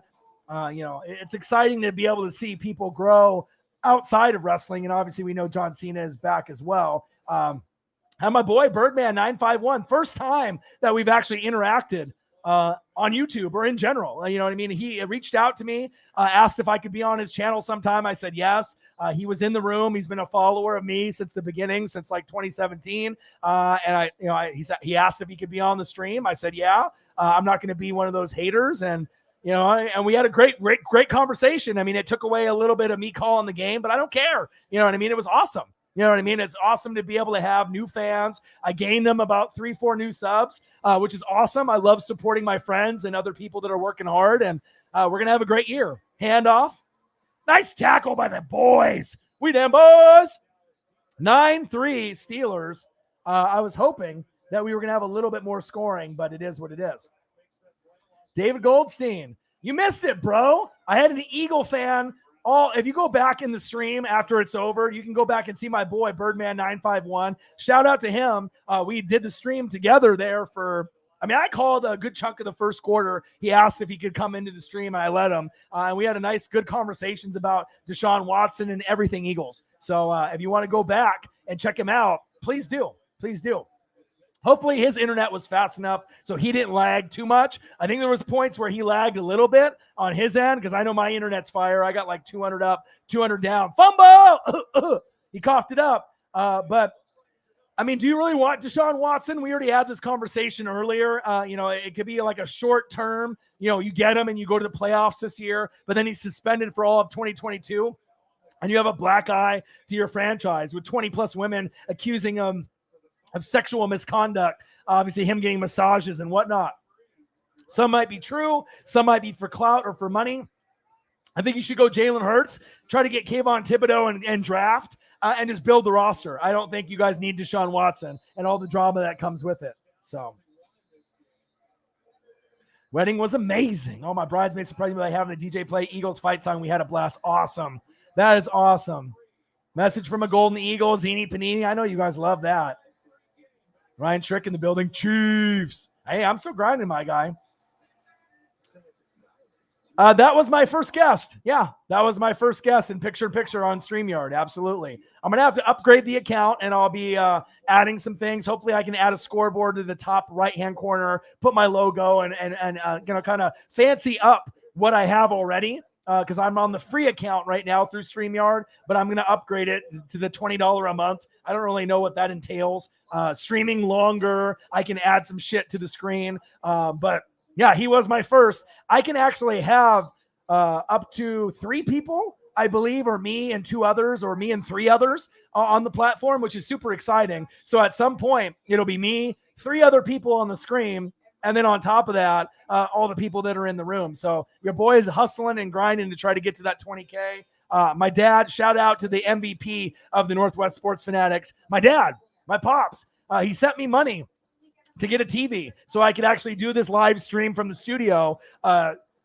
What a stud. You know what I mean? So I went and I shopped around at Best Buy, Target, Walmart. I already worked a full day in the warehouse, tired. But then I still ended up finding a great deal on a 43-inch HD TV Vizio. Got a box fan in here. Need to get a wall mount at some point, but things are good. Life is good. And like I said, I got to have my first guest of the season, and it was week 1 of the NFL Hall of Fame game. And like I said, if you have NFL StreamYard, not just StreamYard NFL, but just StreamYard, the live stream program, and I know who you are, and you want to be a guest on the show, we might be able to make that happen. And that's big facts. I got like a cheese wheel and chips and beer. I mean, I've drank a couple beers, but, you know, I haven't really been able to get into it. And I normally call the game all the way through, but obviously I was having fun. You know what I mean? Like anytime I can, if I'm going to miss out on donations or people are going to hop in the room and hop out because I'm talking to Birdman, I don't care. I'm gaining friendships and relationships. I loved it, man. Yeah, he was the first one though. By the way, anyone think Carson Wentz lost a rabbit's foot at some point? Yeah, he's injury prone. He's done. Discord. I've heard about Discord. I haven't used it. That might be something that I look into Twitch and Discord at some point. But I like StreamYard. I like the ticker on the bottom. So we'll have to go from there. David Goldstein, your question. No, he quit. So obviously, if someone quits the channel, I got to, keep grinding, keep hustling. I've always been the leader of the channel. I've sacrificed the Jordan rookie card that's worth $20,000 now, for the setup. So obviously to go over that, I have to have guests like Birdman 951, other fans of the channel on the show, as well as I'm going to have about 5 or 10 guests, that are going to co-host with me this season. Swaggy P, Preston, my boy, who's a Colts fan, who was there for the NFC Championship game against the Packers, as well as the Super Bowl against the Kansas City Chiefs, is part of the NWSF family. My boy, Joey Gomez, who's a Charger fan, is part of the NWSF family as well. So it's me and 2 other people that are part-time. And then obviously whoever does the best out of the 5 or 10 people that come through might gain another spot to be a part of the NWSF family. A lot of the people I know have full-time jobs just like myself and are very busy.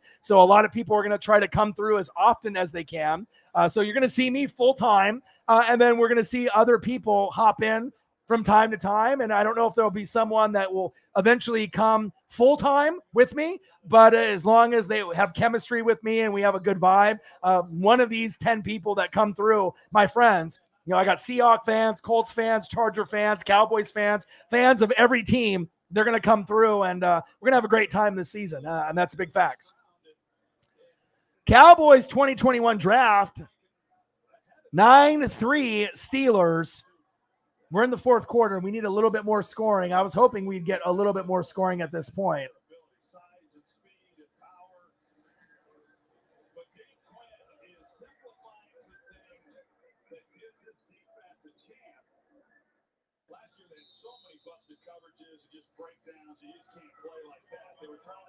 Yeah, but I mean, it is what it is. If you quit, the channel, you quit. If you're gonna, I don't like to speak bad on it. You know what I mean? So, if you're gonna be petty and you're gonna be jealous and you're gonna block me on social media and you're gonna quit the channel and try to, make me look bad on social media, I don't need to respond. Obviously, wish the best. Obviously, if you notice in the first couple years, he was dedicated. In the last couple years, he was leaving at halftime and was not dedicated. And I apologize to the fans for that. But, some people care, some people don't. You know what I mean?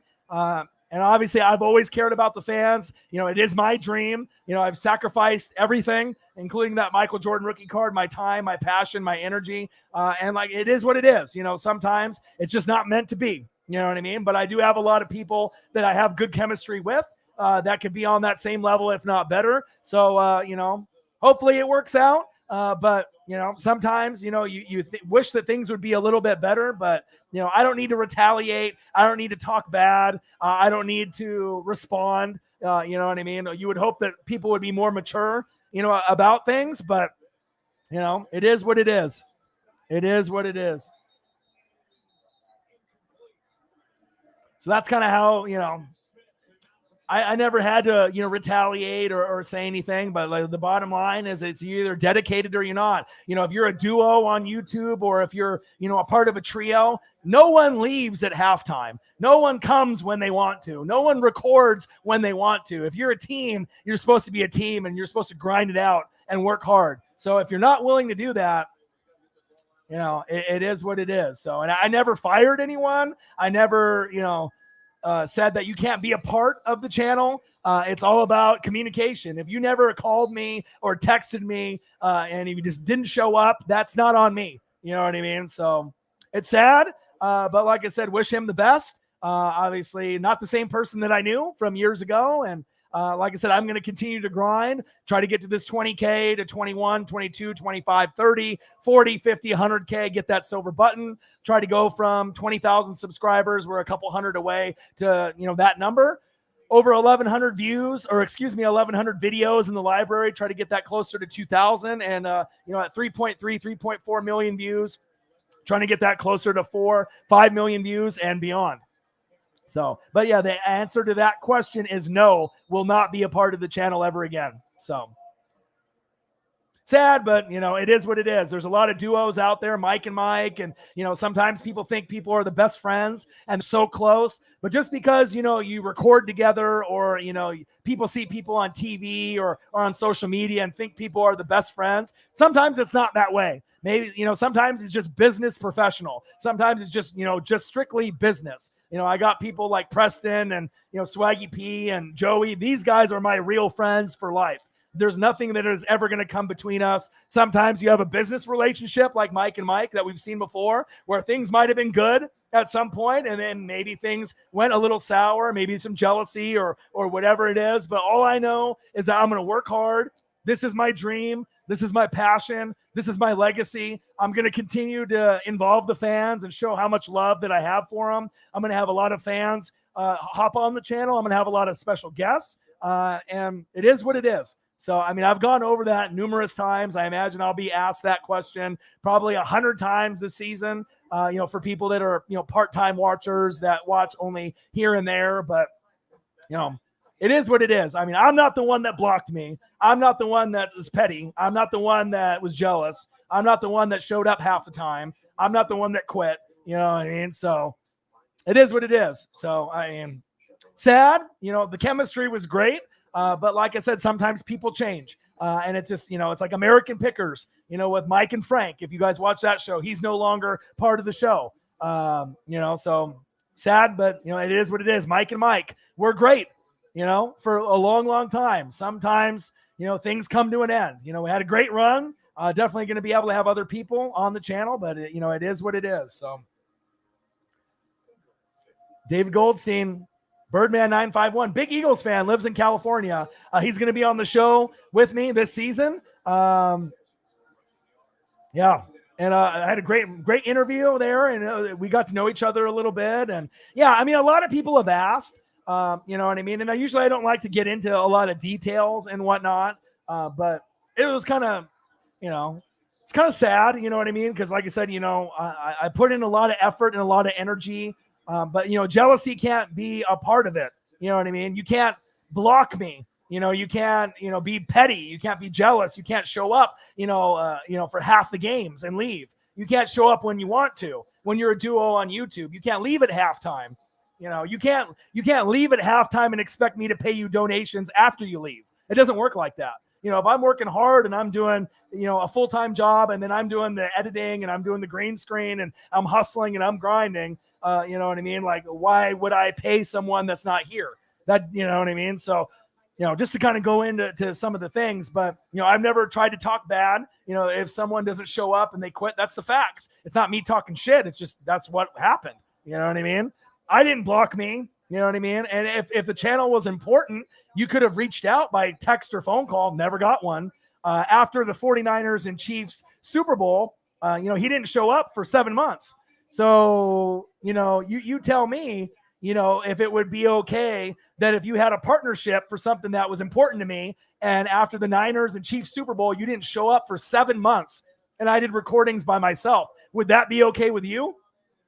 You know, would that be okay with anyone? Fuck no, it wouldn't be okay. You know what I mean? And then to show up for a couple months and then not show up. And then, you know, my buddy asked to come to do the NFC Championship game because my Bucks were in it in the Super Bowl. And instead of him watching it in the room with me, I told him to hop on the mic. It wasn't planned. And then he saw that and got jealous and, you know, went on this big rant. You know what I mean? But like, he blocked me on social media, Facebook, Twitter, you know, all that. And, you know, it is what it is. You know, like I said, that's why I never tried to bash anybody or, you know, but like I said, I just speak the facts. You know, if you're a duo and you're I'm the biggest channel for NFL on the West Coast, you know, besides Nordcam, you know, who's in, you know, Seattle Seahawks fan, you know, you got to be able to have someone that's dedicated, you know, but obviously it's my dream and, you know, someone was along the ride, you know, but if it really is both your dreams, you know, you got to make the effort and the dedication and the passion. And obviously first couple years it was there and the last couple years it was not. So, you know, jealousy is a bitch, but obviously, you know, I'm always going to work hard. I'm always going to do anything for the fans. So hopefully you guys understand. If you guys, you know, didn't really know, I usually don't like to air out, you know, certain things. Again, there's going to be another 50 to 100 people that'll probably ask at some point or another. You know, but if you're going to block me and, you know, say things like support at your own risk after everything that I've done for you, you know, in the last, you know, 4, 5, 6, 7 years and, you know, say crazy comments to people. And, you know, I can't respect something like that. There is no coming back from that. So, I mean, it's a divorce. It's never going to happen again. But like I said, there's still going to be people that are going to be on that same level, chemistry wise with me and fan wise with me. And like I said, Mike and Mike, you know, obviously is a great example. Mike and Frank from American Pickers is another great example. Sometimes shit is just, you know, not meant to last forever, unfortunately. So hand up the middle, 9-3 Steelers, 10 minutes left in the fourth quarter.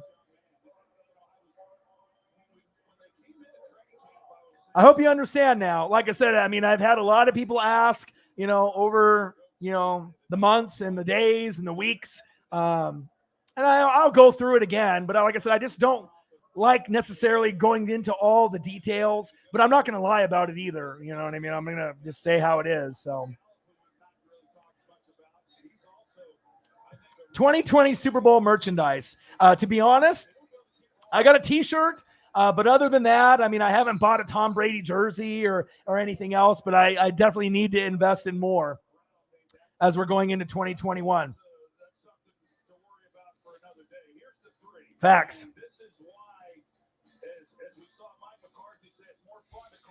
Yeah, I mean, you know, and like I said, you know, it's one of those things. I mean, I don't know if it was just a competition thing. I mean, we tried out for Sports Talk Radio, 1080 The Fan, and out of like 500 people, you know, this was years ago, right? When we, you know, like maybe in like 2013, 2014, you know, long, right when I started, you know, recording, you know, with them, out of like 500 people, you know, I made like the final 8.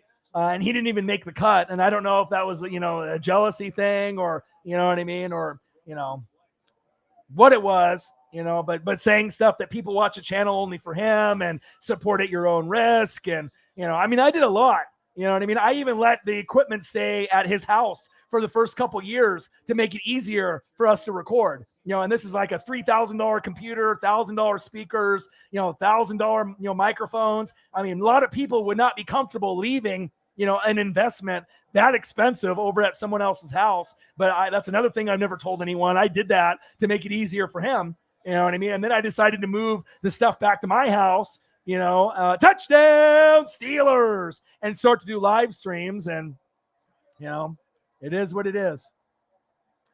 I don't know if I'll get a Tom Brady jersey. I might stash one and put it in the closet. I got a Tampa Bay shirt where it has Tom Brady's face as the pirate with a knife in his mouth. I got that in the closet from a friend. But yeah, I might invest in one. If I do get a Brady jersey, it'll be a white one, and I want to get a sewn one. But I don't know. I like defensive guys. I'm a Devin White guy. I'm a Levante David guy. I'm an offensive lineman guy. I almost would rather get like a Jensen or Tristan Wirfs or Levante David. I actually want a Devin White jersey sewn. Extra point is up, and it's good.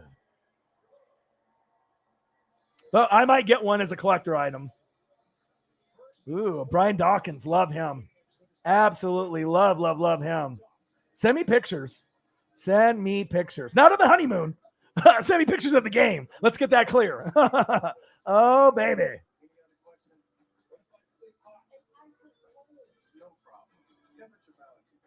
All right, let me edit the score here real quick.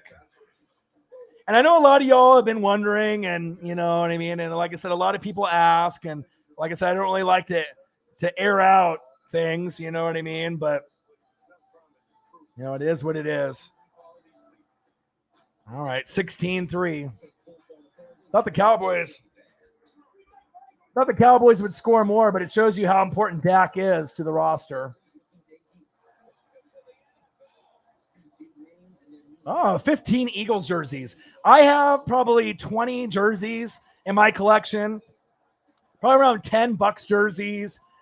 A couple Blazer jerseys, Ken Griffey Jr. jerseys, 3 or 4, about 10 Duck jerseys, Oregon Ducks. So, I got a pretty good collection of jerseys as well. Game day, you roll with the Eagles. Nick Foles jersey. Okay.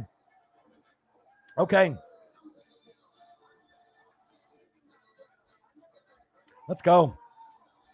A shout out to the MVP of the day, my dad, Patrick Mikulak, for hooking me up and sending me money this morning unexpectedly so I could get this beautiful 43-inch HD TV Vizio that I got in here in the studio finally. I'm so excited because I wouldn't have been able to do this game in the studio without this TV. Bought a box fan in here. I need to get an AC unit at some point as well. Got Birdman951, one of the YouTubers that really fucks with the Eagles that lives in California, that's reached out to me in the last few months that wanted me to be on his channel, reached out to me during this live stream and asked to be on the live stream. And I said yes, because I'm not a hater. I'm a lover. And I'm obviously, I root for people, anyone that does something as a dream, or has passion for something. I'm not going to just, throw them aside and act like I'm better than them. I could care less if you have 10 subs, 100 subs. If you love football and you want to be a part of this fanatic family, I'm going to help you do whatever it takes to help you grow. And it sounds like with some of the fans that are in the room now, you guys sub to his channel. Thank you. He's got a cool personality. That was the first time for me and him talking live, obviously on YouTube. We've had conversations on Twitter, but just not in person or over the phone or on the internet. Cool dude. He's been a fan of mine, since 2017, since the beginning. And it's awesome. Like I said, I'm going to have a lot of special guests on the channel this year. And I'm going to also have a lot of co-hosts, probably 5 or 10 that you're going to be able to see call the game with me. And you're going to have a fucking blast, man. It's going to be sweet. Yeah. Shrek, get me a fucking 58 Derek Thomas jersey. Give me a Christian Okoye jersey as well. I fuck with those guys. You're going to have your dad on the stream sometime. My dad doesn't really like NFL. He watches Oregon Ducks a little bit because, obviously he knows how much I love them. He's a Dodger fan. So, when they do Dodger games, My dad watches all of them. I mean, all like 162. He's a huge, huge Dodger fan from LA from the 50s.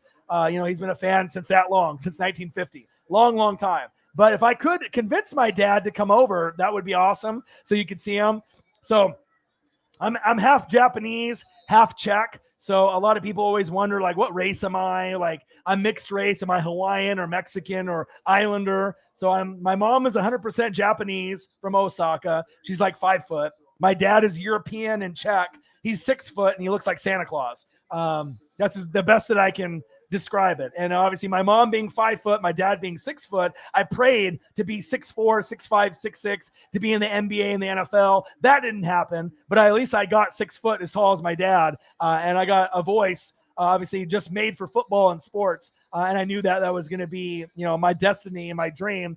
It would be cool to have my dad on sometime, but he's got diabetes. He's a little bit older. He's got health issues. He went to the hospital a couple weeks ago for a heart condition. God bless his soul. Love him. He's my best friend. So maybe for baseball or maybe for something in the future, but yeah.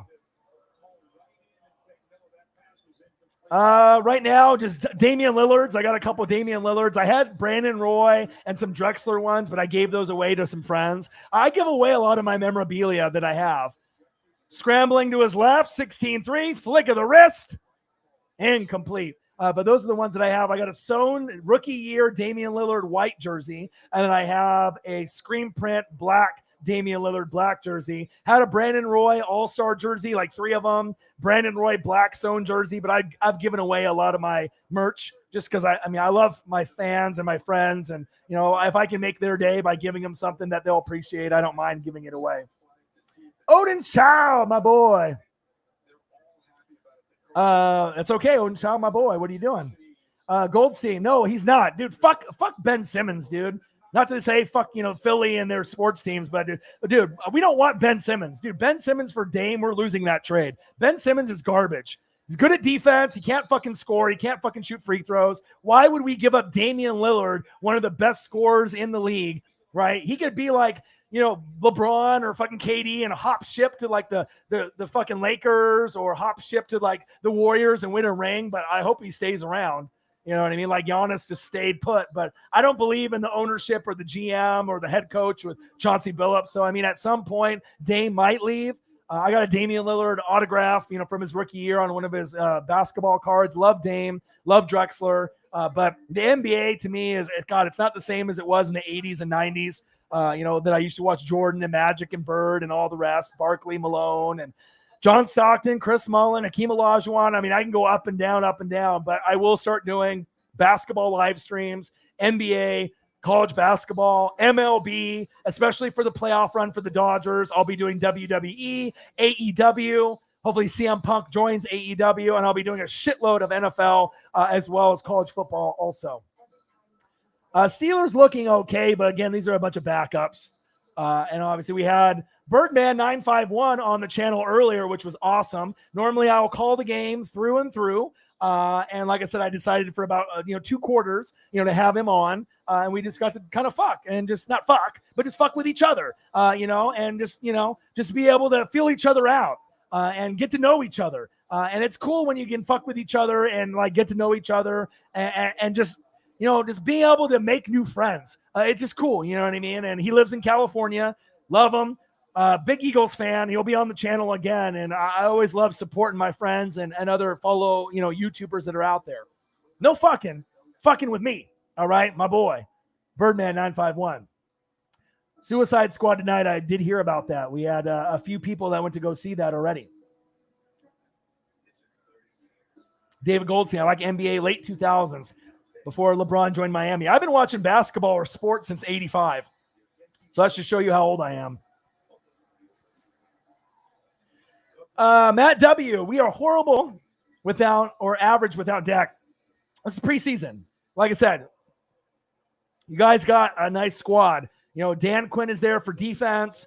You know what I mean? You're going to be able to grow with DeMarcus Lawrence. You got the rookie from Penn State. You got a lot of, pieces that are in the works. Dak is great. Michael Gallup is great. CeeDee Lamb is amazing. Amari Cooper, CeeDee Lamb. You don't have Travis Frederick anymore, so you need to hope that Tyron Smith stays healthy. You need to hope that your O-line stays healthy out there. Not the same O-line that Zeke had years before, but there's still a chance that Dallas makes the playoffs.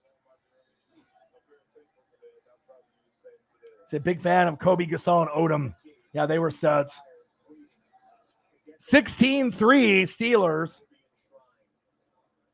Make sure you guys subscribe to the channel. Smash the fucking like button either now or on your way out. Donate to your boy if you can. Cash App, $ ORION NWSF, or the YouTube Super Chat. Even if it's $1, whatever you guys can donate would definitely be greatly appreciated. You know, your boy's always hustling. Yeah, I'm always grinding. You're going to see so many guests on the show, so many new co-hosts on the show. I got about 5 or 10 that are lined up for this season. We're going to have a lot of fun. Hopefully we get a little bit more scoring in some of the games than tonight. 16-3 Steelers lead. Hope everyone is having a fantastic day. Shout out to my dad, the MVP of the Northwest Sports Fanatics. He shot me some money, on Cash App unexpectedly, so that way I can get this beautiful 43-inch HD TV that I'm looking at right now. Thank you. Shout out to my dad. Oh, look who it is. Birdman 951 Fire Show. It was fire because of you, my guy. Like I said, normally I'll call the game through and through, but I made a special exception for someone like you because, like I said, it's preseason. Once it's the regular season, I got to call first down, second down, touchdown, sack lunch, all that. But like I said, we'll be able to find that rhythm when you're on the show, so that way we can have conversations in between plays, timeouts, as well as, different breaks at halftime and whatnot. So EDP. I think EDP actually subscribes to my channel. He did a few years ago. Here is Presley Harvin, who's taking this chance again. And he's been on the highlights for the Steelers tonight. Sure has. Yeah, Dan Quinn, though, also Matt W. Remember, he helped the Legion of Boom. He was the D coordinator for Seattle with Russell Wilson when he went to the Super Bowl and won. Fumble! And recovered by the Steelers. He coughed it up. No one was going to be successful in Atlanta, but he has a shot now to improve that Dallas defense from being horrible, one of the worst in NFL history, to being bad or average. And if that happens, they can still make the playoffs and win the NFC East. Facts. Washington has got the most well-rounded roster and the best defense. Ryan Fitzmagic, Curtis Samuel, Scary Terry McLaurin, Antonio Gibson, defense, Chase Young, amazing. They're the front runner, okay? Then you got the Dallas Cowboys. Dak is great. Michael Gallup is great. CeeDee Lamb, amazing. Amari Cooper, Zeke. The line needs to improve and stay healthy. Defense, we'll see what we get. So defense, shaky, but the offense is great. Danny Dimes, that's the question mark. You got Kadarius Toney from Florida, Kenny Golladay, even though he got hurt. You got options there, right? But we don't know if Danny Dimes is it. And the Eagles are in rebuilding mode. So we don't really know what we're getting, if they're getting Deshaun Watson or not. But they got Jalen Hurts. Devontae Smith should be great, the Heisman winner. Miles Sanders, Zach Ertz with the blonde frosted tips. Dallas Goedert. They got some options there, as well as Fletcher Cox, still one of the best players at his position at this age. And then they got Big Play Slay and a few others. So we'll see where it goes. Well,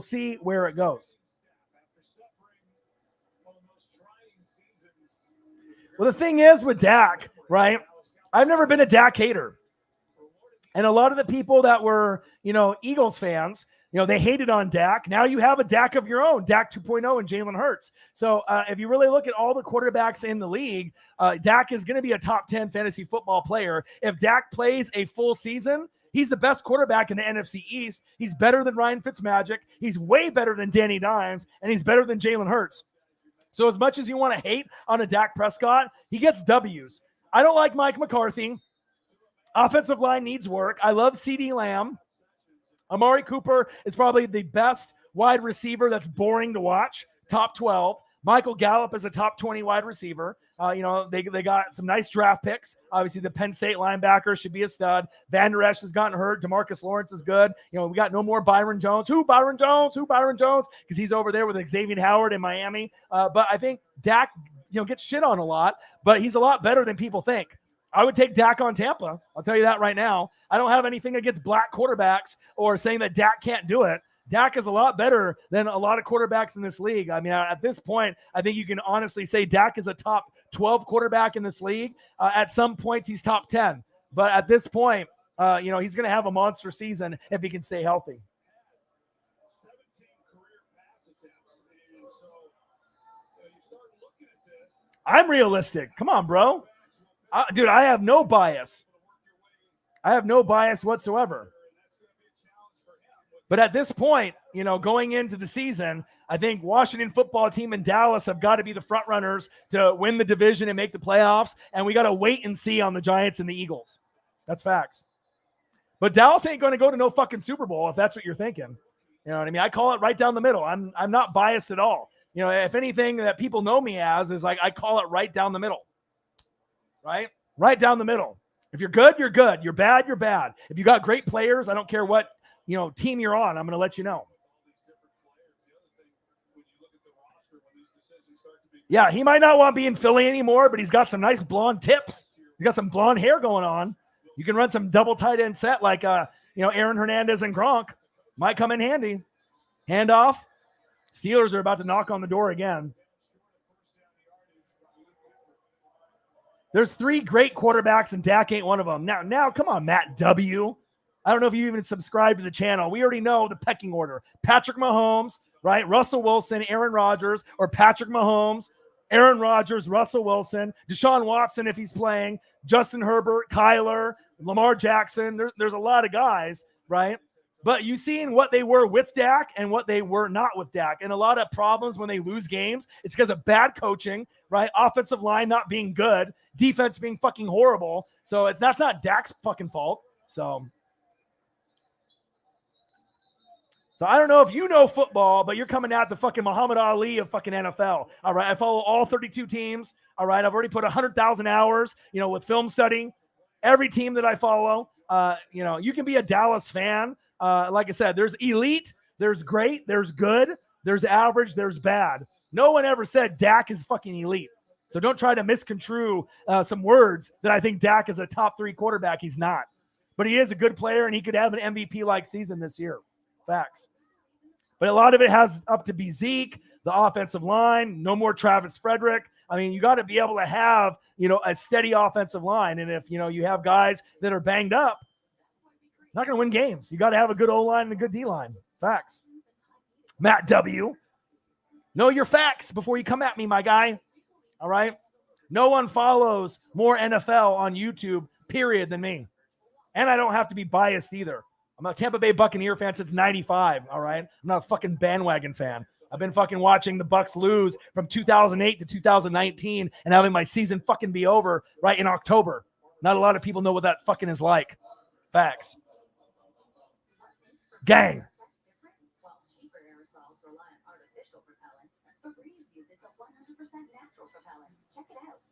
Calvin Griffin. Who dat? My D-line better than yours. What it do, Calvin Griffin? How are you, my guy?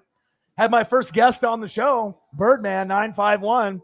Had him on the show for about 2 quarters. Going to have a lot of fans, on the show this season. Going to have a lot of co-hosts as well. Obviously, we hope for a little bit more scoring this year and this game. But, we got obviously a lot of preseason games. I'm going to be doing as many as possible this weekend. And as we go into week 1, week 2, and week 3, as we transition into the regular season, as well as college football as well.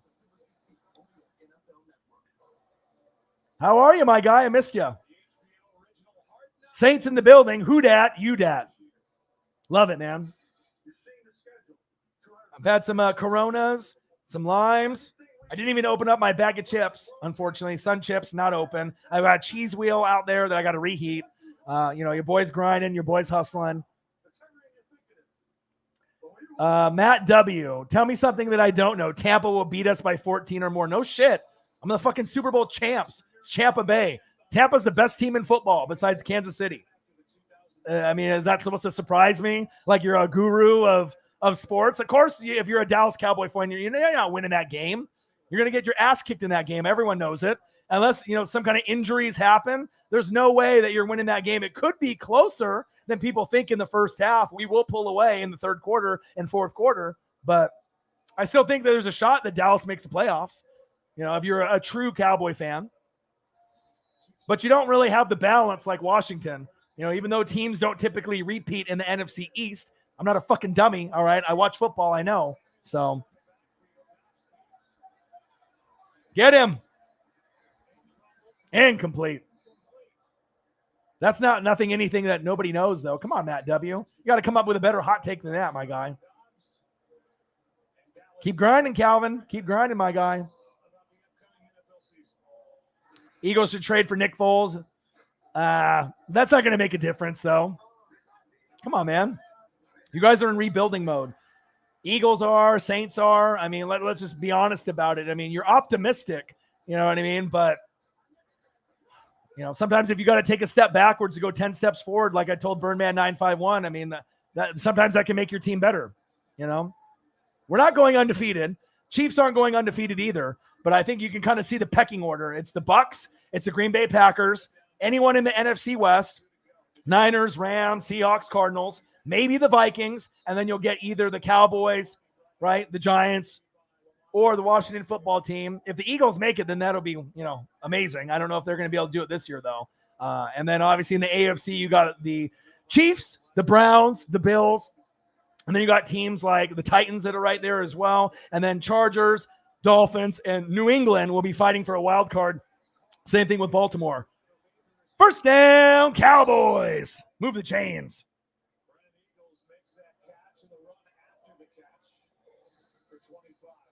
You're not in the worst division. Worst division is the AFC South. Come on, man. Do your homework. Houston Texans with no Deshaun. Colts with no Carson Wentz. You got Trevor Lawrence with Urban Meyer, which they might, you know, overachieve. And you got one good football team that still needs better defense, even though they added Bud Dupree, Tennessee Titans. So I would say the AFC South is the worst division in football. Come on, Matt W. Do your research, my guy. He said Dak will be re-injured and out by week 4. Not happening. Dude, if you're a Cowboy fan, why the fuck would you want your quarterback to be injured by week 4? You must be trolling and not really a Cowboy fan. I'm very confused here. I'm very confused. Matt W. Matt W., are you on drugs? Matt W., are you drinking? If you're a Cowboy fan, why the fuck would you want your guy to get injured? Come on, man.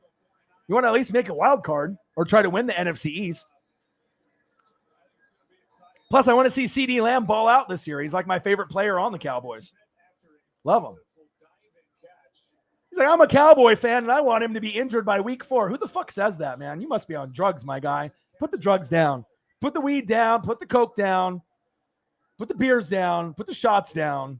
I don't know what the fuck you're doing, but you are confused, my guy. You are confused. Birdman knows it. Confusion. Confucius say, you crazy. 16-3. We got 50 seconds left. And there's Calvin Griffin talking shit. Bud, ouch my knee, Dupree. He'll have a good year, though. You'll see. Titans are going to have a good year. Not saying that they're going to make the AFC Championship game, but their offense will be really fun to watch. Defense, not so good, right? But they'll be better than last year. I think you can honestly say that. 16-3 Steelers. Big shout out to Birdman951 hopping on the stream with me for about 2 quarters today. Got him a few subs from some Eagle fans that are in the building. And I love supporting people. You know what I mean? I got the passion. I got the energy. I got the voice. Like I said, and I don't think anyone's going to match me with my passion, my knowledge, and my dedication, period, to the NFL. And I know that's going to end up leading to a job with either Pat McAfee Show, NFL Network, something local here. It's all about my legacy, but no one is going to outwork me, period. No one is going to read more, watch more film. No one's going to have that passion and that energy that I have, for every single NFL team, all 32, and obviously all 31 besides my Buccaneers. That's facts.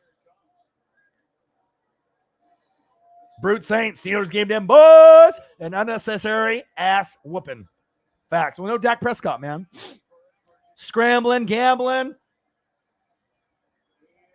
Okay. Where was that? Where was that like 2 quarters ago? 4 seconds left. That Matt W., you don't know football, my guy. You have garbage coach like fucking McCarthy. And prior to that, you've had horrible coaching, right? Your offensive line has gotten beat up. Travis Frederick fucking retired. Zeke has been underachieving last couple years. Defense has been the worst in the NFL history. What the fuck do you expect? Dak is not fucking Patrick Mahomes. He can't do it by himself.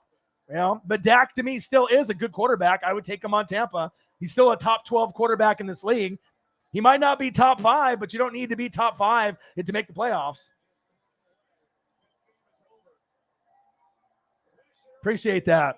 The final score, Pittsburgh Steelers 16, Dallas Cowboys 3. Appreciate every single one of y'all, even crazy ass Matt W. I don't know what he's thinking or what he's smoking. Hope you guys enjoyed the live stream. I love you guys and I appreciate you guys. This was the first game of the preseason in the books. I'll be back for many, many things now since I got the setup here in the studio. Shout out to my dad. Shout out to my dad, my pops, for hooking me up with the TV today. You know, 43-inch Vizio HD TV. It's beautiful. I'll be doing NFL, college football, NBA, March Madness, AEW, WWE, MLB. I'll be doing a little bit of everything. I love you guys and I appreciate you guys. Birdman951, message from a Golden Eagle, even crazy-ass Matt W., Calvin Griffin, Brute Saint, all y'all, David Goldstein. I love you guys. I appreciate you guys. Have a great rest of your night. And I got one question for you. Well, you know, talk sports like us, your boy Ryan, Northwest Sports Fanatics.